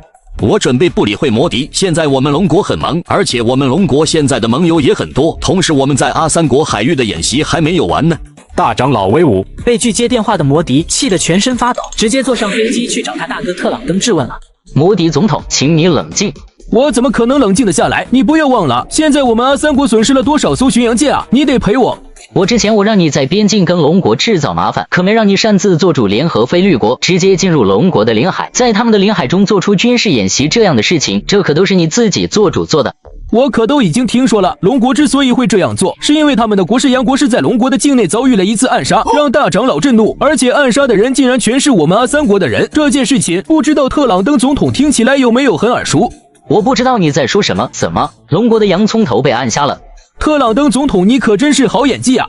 摩迪总统，不管怎么样，龙国的这些行为都是不道德的。无论如何，作为世界秩序的维护者，我们漂亮国都不会坐视不管的。你先不要急，我建议你可以去跟龙国的大长老谈一谈，看一看他们有什么要求。毕竟没有什么事情是不能谈的。我特么也想啊，关键是大长老根本就不跟我谈，他直接把我电话挂断了。这番话让特朗登心中的危机感更浓了，眉头紧锁。你先回去，我想到办法再联系你。你果然不靠谱。特朗登的袖手旁观，直接气得摩迪转身就走，一刻也不想多待。然而就在回阿三国的途中，竟被几架战斗机包围。摩迪，请你乖乖立刻降落，束手就擒，否则我们即将发动攻击。2岁小孩随手研发的小玩意，竟直接吓得阿三总统直接找他大哥。殊不知在回去的路上遭到战斗机拦截。你们难道想造反吗？我想请问一下摩迪总统，你为什么会绕过我这个元帅，直接对我下属发动了命令，而且是对龙国的进犯的命令？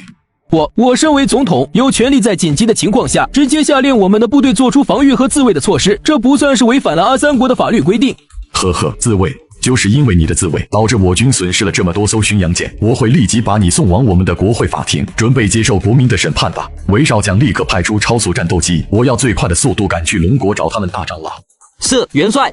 很快，阿三国的军用战斗机载着他们的大元帅直接往龙国飞去。2小时后，龙国大长老办公室内，大长老，阿三国的元帅拉吉普塔求见，说有要事。果然不出我所料，快请他进来。你好，我尊敬的龙国大长老。此刻的拉吉普塔已经在尽自己最大的努力，不让自己在龙国的大长老面前失态。你好，拉吉普塔元帅，你来找我是为何事？尊敬的大长老，我们阿三国历来都与龙国是世代交好的国家，我相信是这次是一场误会。啊，拉吉普塔元帅，你这话什么意思？是这样的，我们的摩迪总统在听信了小人的谗言，做出了一些十分过分的举动，但是我相信这都不会影响我们两国的友谊。此话一出，大长老顿时了然，阿三国认怂了，他们是彻底的认怂了。我也同意拉吉普塔元帅的说法，我们龙国同你们阿三国历来都是好朋友，所以摩迪总统的一些做法让我们产生了疑惑。这次的演习是摩迪总统在没有知会我们的情况下私自举行的，我们要是知道的话，肯定会制止摩迪总统这么荒诞的举动的。我相信尊敬的大长老不会愿意看到我们两个友好的国家因为一些误会而陷入了一些麻烦，所以拉吉普塔顿了顿，似乎接下来的话让他难以启齿，但最终他还是说出了那句话。这一次我们摩迪总统的冒失行为对龙国造成的损失，还请大长老以及其他的9位长老统计一下。我们阿三国很好，拉吉普塔元帅，我觉得你说的也十分的有道理，那么我会让10长老开始统计损失的。拉吉普塔感受到了大长老口风的松动，他心中长长出了一口气，因为他是真怕了龙国那2架机器人。另一边，从军舰上回来的洋葱头被费老着急的叫醒。什么事啊，费老，能不能让我好好睡一次觉？杨老师不好了，刚得到消息，岛国似乎在模仿我们的可控核聚变，而且不光是在模仿，我看他们的反应堆的样子跟你设计出来的造型那是一模一样，我不相信这东西是他们自己设计和研究出来的。所以你的意思是？我怀疑他们岛国窃取了我们的设计方案。难道我们这边的龙科院基地内有他们岛国的安插的情报人员？有很大的几率。费老，您是不是想多了？咱们龙科院的科研人员可都是您一手挑出来的，而且他们大多数都是龙科院里面的院士。不群，最近我左眼跳得厉害，我觉得我还是得把这件事情汇报给秦将军。行吧，你看着办吧，就算被他们窃取也没事，我继续睡觉了。另外一边，阿三国元帅府内，拉吉普塔把需要赔偿的龙国损失的清单给了摩迪。这就是你做出来的烂摊子，现在国会那边正在准备对你进行弹劾了。摩迪一言不发地拿起清单，只看了一眼他就忍不住破口大骂起来：600多亿米钱，他们龙国怎么敢的？我们现在哪里拿得出来这么多钱？你不是当了这么久的总统吗？这是你弄出来的烂摊子，你去收拾。现在国会那边准备开始对你进行弹劾的议程，我可以出面去向他们解释，让他们对你的弹劾延迟。真的，拉吉普塔元帅，你真愿意为我这么做？我这么做不是为了你摩迪，我是为了我们的阿三国。我不管你用什么方法，总之我要看到龙国的军队从我们阿三国撤离，立刻马上。好，我现在就去借钱。出了门的摩迪立刻厚着脸皮给特朗登打去了电话。我亲爱的特朗登总统，请原谅我上次的不礼貌。我们阿三国元帅拉吉普塔直接发动了军队，偷偷的把我给软禁了起来。他们是被龙国给打怕了，而我并不是。希望特朗登帮助一下我600亿，让我能够继续坐稳阿三国总统的位置。作为回报，我会答应特朗登总统的要求。这么说来，摩迪总统还是不愿意跟龙国交好吗？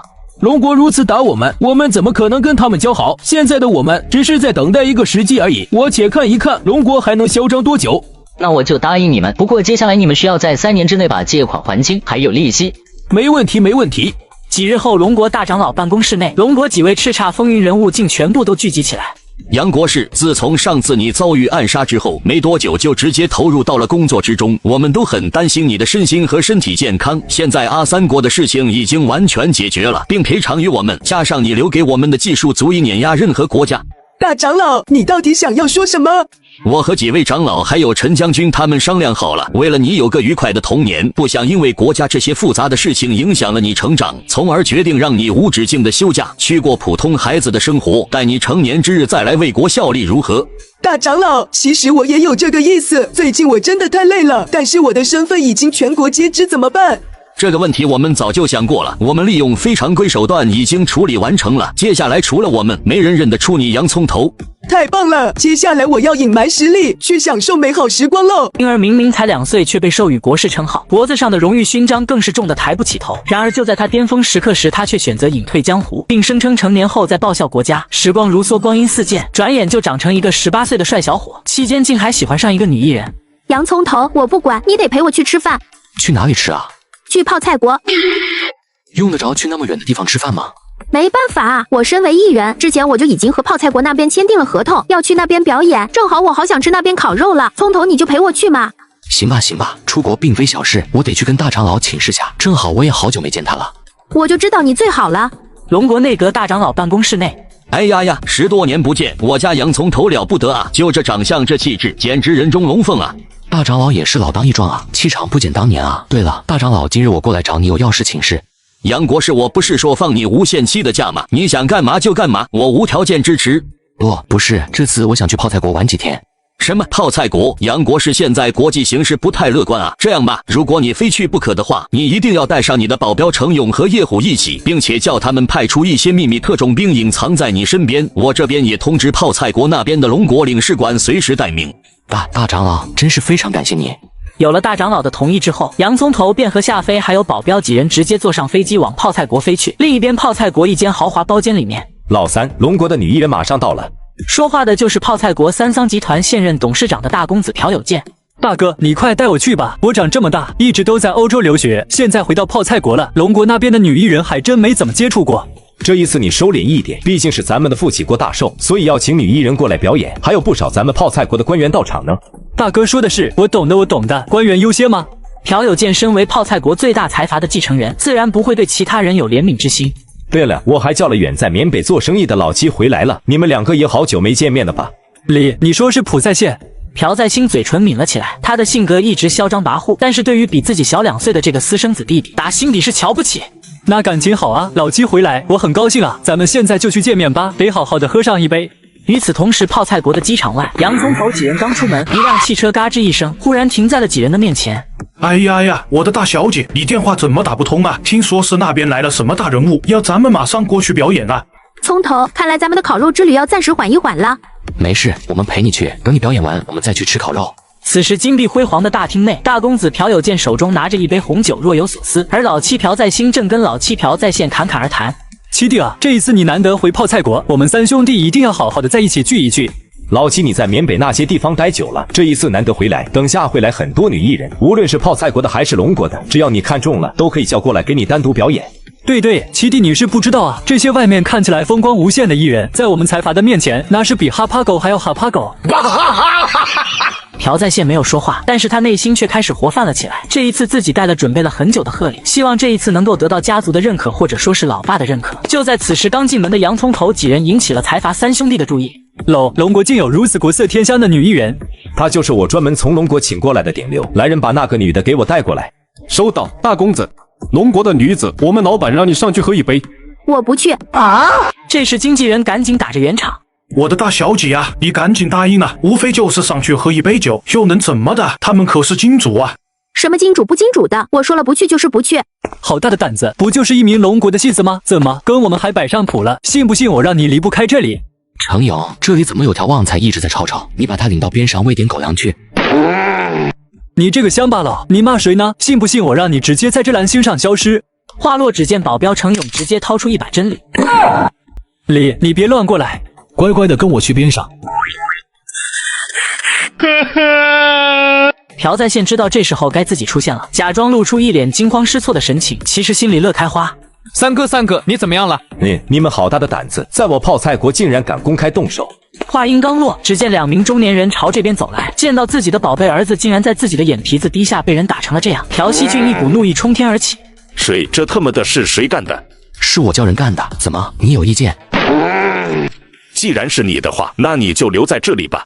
朴熙俊看向一旁默不作声的大儿子，老大，我不想再看到此人存活在世上，你知道接下来该怎么做吧？朴有健点点头，一旁的私生子老七朴在线立即接话道：请朴先生放心，大哥一定会把事情处理得妥妥帖帖的，不然的话，大哥也不可能有能力统领3桑集团这么大的企业了。朴在宪故意称呼他父亲为朴先生，也是存了自己的小心思，直接将大哥朴有健架在了高台之上下不来。还愣着干什么？让人看笑话吗？还不赶紧把老三给我扶回去！想走，没门！我们的杨国师没有发话之前，谁也带不走他。朴熙俊一听这话，他愣住了，他有些怀疑的看了看四周，他是在大泡菜国没错，但是面前竟然敢有人在打了自己的儿子之后，说出这样狂妄的一句话，这让朴熙俊盛怒之下，怒极反笑，声音带着凛冽的寒冬零下几十度的冷意。好啊，我今天要在这里亲眼看看你口中这什么杨国师到底有多厉害。男人刚到泡菜国的第一件事，就直接挑衅当地最大的财阀，不仅当场杀掉他的儿子，就连该国的总统都得过来好言相劝。还请杨国师一步，我请你尝一尝我们泡菜国最为出名的绿茶。我现在还不能走，我还有点私事要处理。这里很快就会有我们的官员来处理，具体的处理后续事宜我们会与你们龙国的大长老说的。难怪这件事情果然是大长老出面了。行吧，我相信尹锡锡总统会妥善处理的。放心，所有与你杨国师有仇的人，我一个都不会放过。接着，尹锡锡用严厉的眼神看向边上的朴熙俊和那个想要抢他总统之位的人。待众人走后，朴熙俊一口气堵在胸口上不来，一口千年老血吐了出来。父亲。而边上的老七看着这一幕，嘴角开始不自觉的微微上翘。父亲啊，父亲，这就是你漠视我的代价。你不是认为你的三桑集团世界无敌吗？那你看看我接下来能不能毁掉你的所有为之骄傲的东西。我要那个叫洋葱头的人死。父亲放心，老三的仇我一定会报的，他也是我的亲兄弟啊。有你这句话，我就放心了。老七，我们去边上谈，我有话对你讲。老七，我开头私下派人已经打听清楚了，这个洋葱头将会坐船离开，到时候我会把详细获得的情报交给你，你要在这段时间内把洋葱头杀死。大哥，那个洋葱头可不是一般的人，他身边的人一个顶一个的厉害，我可不敢啊！你也看到了，看。住口！你以为我不知道你心里想的什么？只要你拿了洋葱头的命，三桑集团今后的股东有你的一席之位。嘿嘿，这可是大哥你说的。一言为定。另外一边，洋葱头也懒得去伊西西的总统府内喝茶了，直接坐上了龙国派来的巡洋舰上。我的杨国师啊，你是真把我给吓坏了。没事没事，这些人比起以前的暗杀来说，还是太小儿科了。这时，只见程勇和叶虎一脸阴沉的压着开头出现的朴家七公子过来。杨国师，这家伙躲在我们的船舱下，被我们的生物探测器测到。我给你1分钟的解释机会，现在在公海了，我的保镖你也是见识过的。饶命，饶我一命！我有钱，我钱都在缅北，你们放了我，我什么都告诉你们。说起缅北，朴在线，听说那边特别喜欢嘎龙国人的腰子。小子，你胆子够大的，快说，是不是泡菜国让你来的？是三桑集团让我来的。哼，看来泡菜国也脱不了干系，我立刻联系我们的军舰过来，给他们一点颜色看看。韦少将，我觉得没有必要。我的意思是，咱们可以从其他的方面入手，现在先不要动手了，不要给人落下口实，到时候被别有用心之人倒打一耙。他们敢，有你杨国师的激光在，我看他们还敢多嚣张。低调低调，韦少将，目前的确还有一件事情需要你的帮忙。杨国师您请说。咱们回去的时候顺道去一趟缅北怎么样？缅北？对，去那里救回我们的龙国同胞。行，就依杨国师所言，我们马上向缅北全速前进。另一边，缅北境内好几个龙国的人被折磨得不成样子。快跑！有敌人往我们这里赶来！不用跑了，你们老大在我手上。你们这些人如此对待我们的龙国人，看来是需要我们来管一管了。是龙国人来救我们了。朴在线，你的老巢里面还有多少这样的龙国人？我这里就这么多人，但是附近还有好几百个据点，那里都有不少的龙国人。很好，韦少将，这里还有几百个据点，还得有劳你动手了。这个地方就不要留了，太肮脏了。杨博士，你说的不要留的意思是？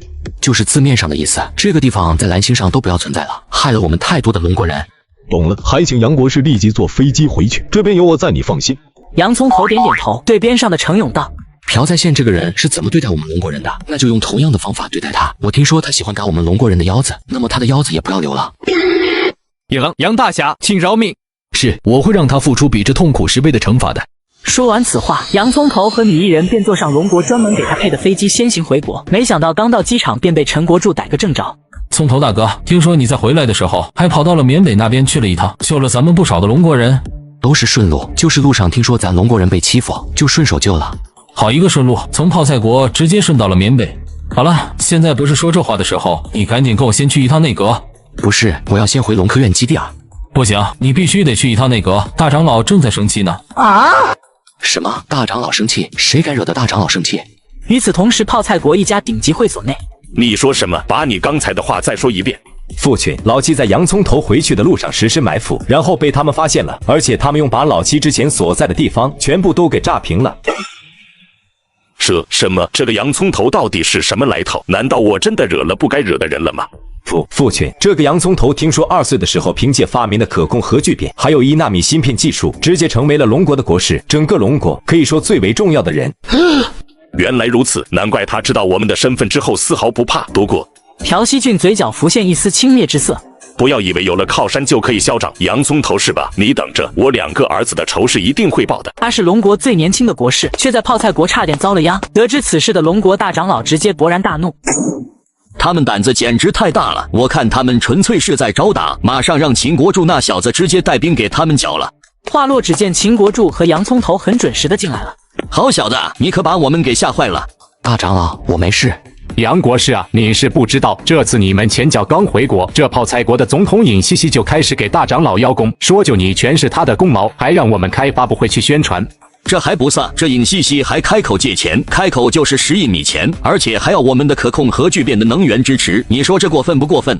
不光是过分，我看简直就是无耻。借钱也就算了，竟然还想要我们的核聚变技术，我看他是在痴人说梦。杨国士，你对泡菜国的这件事情怎么看？毕竟这多少也跟你有些关系。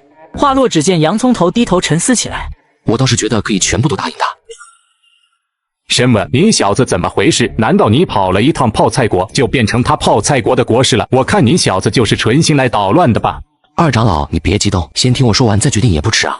那你快说。借钱嘛，咱们可以借给他，但是他必须要以泡菜国的名义来给我们龙国打借条。至于要我们龙国的可控核聚变技术，这可就太简单了，直接答应他。但是什么时候给他们，用什么样的方式给他们，那就是我们说了算。说完之后，整个办公室陷入了一阵沉默之中。大长老沉默片刻，率先说道：杨国士，这样一来，不是全部便宜了那个尹西西和他的泡菜国吗？并不是，大长老，我有一个计划，可以让尹西西在后面变成泡菜国所唾弃之人，而且还可以对漂亮国造成伤害，还会对他们的同盟国也造成影响。此话一出，整个办公室里面所有的长老们精神一振，知道这才是重头戏了。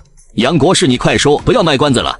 泡菜国的芯片和手机还不是他们的看家本领，而他们主要研制这些的三桑集团的看家本事主要是存储，我们就在存储这一块直接对他们实施打击。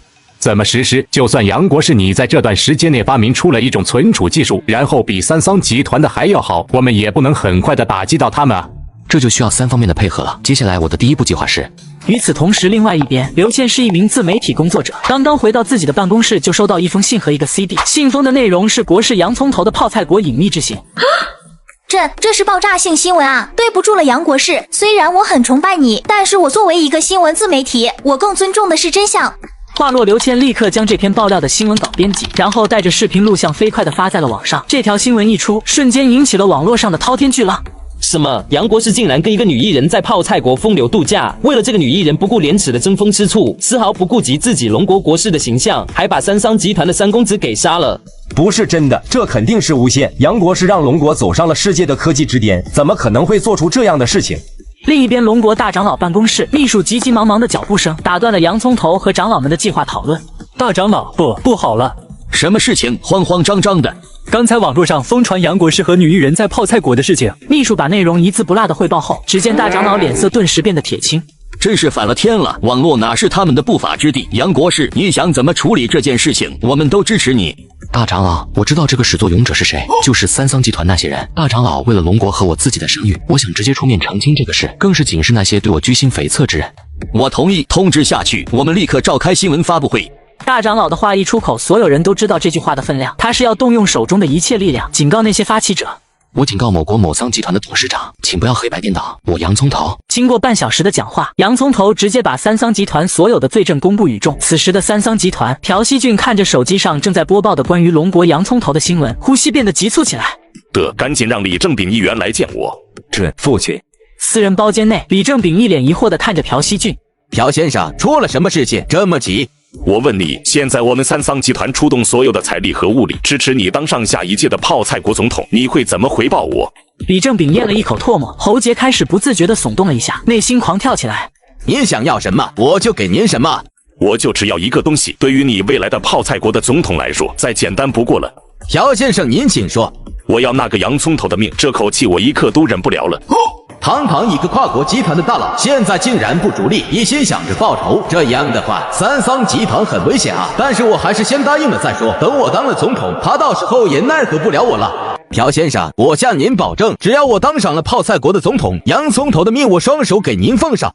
很好，之后我让我的大儿子朴有健马上安排所有的资金和人力与你取得联系的。另一边的洋葱头为了彻底打击泡菜国的存储技术，直接来到龙国华为集团总部。哎呀，杨国士真的是太荣幸了，竟然能在这里见到您。说实话，我一直都想约你会面呢。任总，客套话不讲了，我这次来跟任总谈手机存储的事情。说完，洋葱头将手中的制作图纸递给了任飞。下一刻，任飞双眼圆睁到不可思议，倒抽一口凉气的喊道：“这不可能，这不可能！”任总说的不可能，到底是什么不可能？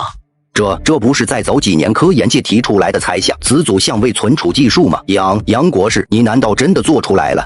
没错，不光如此，我用了自旋霍尔效应机制来实现磁阻效应，只不过因为时间关系，我没画在上面。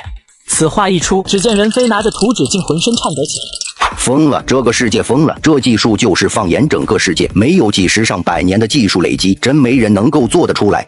好了，任总，别只顾着激动了。这一次我过来呢，主要是有2个目的，一个是我这个存储技术就直接放你这里了，因为我们龙科院人员不够，还请你们公司抓紧做出来。杨国士，你说的可是真的？比珍珠还真。我对你们只有一个要求，相位存储以最快的速度造出来，然后用最为便宜的价格直接阻击泡菜国的三桑集团在世界上的存储份额。我要在存储领域直接把泡菜国三桑集团打垮。什么三桑集团？要说最清楚三桑集团的实力之人，莫过于任飞了，因为他曾经就试图想在存储的领域与三桑集团展开竞争，但是后面发现对方累积的技术和经验太强了，根本就打不过。这次有了洋葱头的技术，任飞按捺下心头的激动和震惊。不知杨国士准备计划在多久之内完成阻击三桑集团的步骤？1个月内吧。什么？这怎么可能？任总，你怎么看起来没有信心的样子？我可是第一个把资料交到你们手里的，如果你办不到的话，龙国还有这么多科技公司，你懂的。此话一出，任飞立即醒转过来，自己可不是在跟一个普通的龙国科研人员打交道，眼前的人可是随意进出长老内阁的杨国士啊！一定完成任务，请杨国士放心。任总不用这么严肃，既然说通了，那我就先走了。杨国士，你不留下吃个便饭吗？吃什么饭？像我们这种动漫人物不用吃饭的。回到龙科院基地的洋葱头立刻就被费老给逮住了。你小子可以啊！听新闻说你带了个女艺人在泡菜国一块玩呢。我哪里在玩了？我都是出去给自己的科研项目提供灵感。话落，只见费老一副鄙夷的神情看着洋葱头。费老，这一次算我不对，下一次我出去玩的时候一定带上您老人家。嘿嘿。你小子说什么呢？我可是一把年纪的退休老头子了，怎么有你们年轻人会玩？要是你小子下次不带我的话，我可是要把你小子的屁股都给打烂。费老，我们说正事。我休假的这段时间内，你们把我的可回收火箭技术做得怎么样了？那还用讲，有我费老在，我们的可回收火箭已经走在了世界的前列。只不过什么？只不过我们的宇航员很多还在培养的阶段，所以现在面临的情况就是我们没有可以用的宇航员。我可以当宇航员，我还想看看除了我们蓝星之外，还有没有别的超级蓝星适合我们生存呢？此话一出，原本就安静的大厅里更加的安静了，就连程勇和叶虎两人都已经震惊到嘴巴张到了最大。不可，杨国士你不可去。怎么，费老，我为什么不能去？费老顿时怔住了，他发现自己某些时刻就是脑子容易卡住。一旁的程勇见状立即补充道：杨国士，你不可以去。要是换成其他的事情，我管不着，但是涉及你的人身安全问题，那我就不得不管了。这是陈将军特地交代我的。难道你们觉得我设计出来的可回收火箭不安全？费老，你来说，我的可回收火箭安全性是多少？安全性在目前已有的数据中来看是100%，可是没什么可是的。关于身体素质的话，我今年还不到20岁，正是年轻的时候，我不觉得有什么问题，就这么决定了。杨国士，我同意，那就让我这把老骨头也陪你疯一次吧，咱们一起去啊！与此同时，三桑集团一间私密房间内，朴熙俊直接劈头盖脸的将手中的手机直接扔在了朴有健的身上。这就是你办的破事！听说洋葱头那小子非但没事，反而活得更好了。你就这能力，以后三桑集团在你的手里，我看也好不到哪里去。朴有健前面几句骂人的话还在默默的忍受着，但是在听到最后一句三桑集团在他的手里好不到哪里去的时候，他的目光开始不断的闪动。父亲，我建议您暂时收手，先不要管洋葱头的事情了。我们现在应该……朴有健话还没说完，一个耳光突如其来。你懂个屁！赶紧给我滚出去！你自己的2个弟弟都已经被洋葱头杀掉了，你肯定开心呀！你以为三桑集团就肯定是你的囊中之物了？别忘了，我还活着。话落，只见朴有健满脸愤怒的倒退往外走。父亲，那你好好休息吧。出了门的朴有健对着门口的2个保镖示意的点点头。不一会儿，房间内就里面传来朴熙俊的大吼的声音。你们是谁？你们进来做什么？来人了，来人了！朴有健听着房间里面呼救的声音逐渐变没，他的嘴角缓缓的上翘。不好意思，父亲大人，我这样做都是为了整个三桑集团，整个集团可不能为了仇恨而战，而你的死也将是我们整个三桑集团的动力。至于洋葱头嘛，他既然已经背上了杀了我2个弟弟的名声，那再加上一个三桑集团的董事长又怎样？三桑集团董事长的死亡很快引起了整个泡菜国的轰动，而此时朴有健直接对外称说是洋葱头害了他父亲。几日后，泡菜国总统府内，伊西西总统、李议员，我准备以我三桑集团的名义，联合漂亮国和岛国一起同时封锁龙国经济，你们谁赞成，谁反对？男人明明在国内谈笑风生，可国外财阀却当众声称男人杀了他父亲，并且还联合漂亮国和岛国一起同时封锁龙国经济。得知情况的洋葱头直接研发1亿币的存储手机，对抗他们的联合封锁。朴董，不好了，不好了！是不是我刚封锁龙国的经济，那边就来人跟我谈和了？不是，是龙国刚开了手机发布会。龙国的手机发布会有什么意思？无非就是那一套西方剩下的东西，就只会在发布会上面说一些没用的科技，来忽悠那些龙国人。是他们新手机存储量达到了1亿币。什么1亿币？你是不是把后面的单位说错了？千真万确啊，朴董！不可能，绝对不可能！一切都是真的，确实是龙国的博士洋葱头研究出来的储存技术，并还主动把技术提供给龙国各个公司的。助理的话都没有说完，朴有健牙齿咬得咯吱作响。又是这个可恶的洋葱头，立即给我联系龙国的华为公司，就说我们三桑准备跟他们合作，购买他的存储芯片，愿意与他们达成长期的合作。发布会上，龙国华为已经明说了，只要是我们泡菜国的三桑集团，就不会卖东西给我们，也不会跟我们合作。那其他的手机公司呢？其他的公司也是同样的说法，不卖给我们，而且他们还要对我们三桑集团进行制裁和封锁。难道这次我真的又输了？与此同时，龙国的一间私密会客厅内，洋葱头正在跟费老侃侃而谈。杨国士，待会你将有一个直播采访哦。帮我推了吧，就说我现在很忙，没有时间接受什么采访。再说了，我现在还要回基地里面去啊。况且我从担任各大项目的负责人以来，就没有接受过什么采访。杨国士这一次可不一样，是咱们的6长老亲自指定的，说是一定要你亲自出面的。既然是2长老指定的，那我就只能去。不过你得给我说一说要采访我什么事情啊？要是采访我那什么泡菜国之旅的话，我可不想去。小道消息，听说杨国士要成为龙科院的荣誉院长，而且还是2长老亲自授予。没错，虽然只是一个荣誉院长，但是其地位和荣誉那可不是闹着玩的。虽然不会需要你在龙科院每天当值，也不需要你去龙科院里面打卡上班什么的，但是其待遇还有职称，那是跟现在龙科院的陈院长一模一样。你这小子现在不得了啊！费老，您这意思是？杨国士这不满20岁就当上的龙科院院长，别说以前没有，我敢断言，往后100年也不会有。饶是洋葱头的脸皮比较厚，被这2人说的也有些不好意思。我其实也没有那么厉害，什么荣誉不荣誉的，我一点也不在乎。次日一大早，龙科院基地内对洋葱头授予荣誉院长和采访的仪式很快就要开始了，而后台的记者却是非常的紧张。助理，你看看我的妆化了没？还有你看看我的鞋子到底要不要换一双？我的李大记者啊，你还是一如既往的好看。之前见过你那么多次的采访，可没见你这么紧张过啊。这一次的采访可不是别人，杨国士啊！你想啊，他那么年轻就获得了国士的称号，现在又成为了龙国最年轻的龙科院荣誉院长，没想到这一次竟然可以亲眼见到他本人，我真是太激动了。我的大记者啊，你好歹也是我们电视台的当家花旦吧，还是稍微矜持一些吧。不过一会你采访完的时候，一定记得帮我要杨国士一个签名啊。知道了，我得赶紧出场了。各位观众朋友们好，就在今天，我们龙国的杨国士刚刚接受了龙科院荣誉院长的聘书，而我们也十分荣幸的请到了杨国士来接受我们一小段的采访。我们有请杨国士。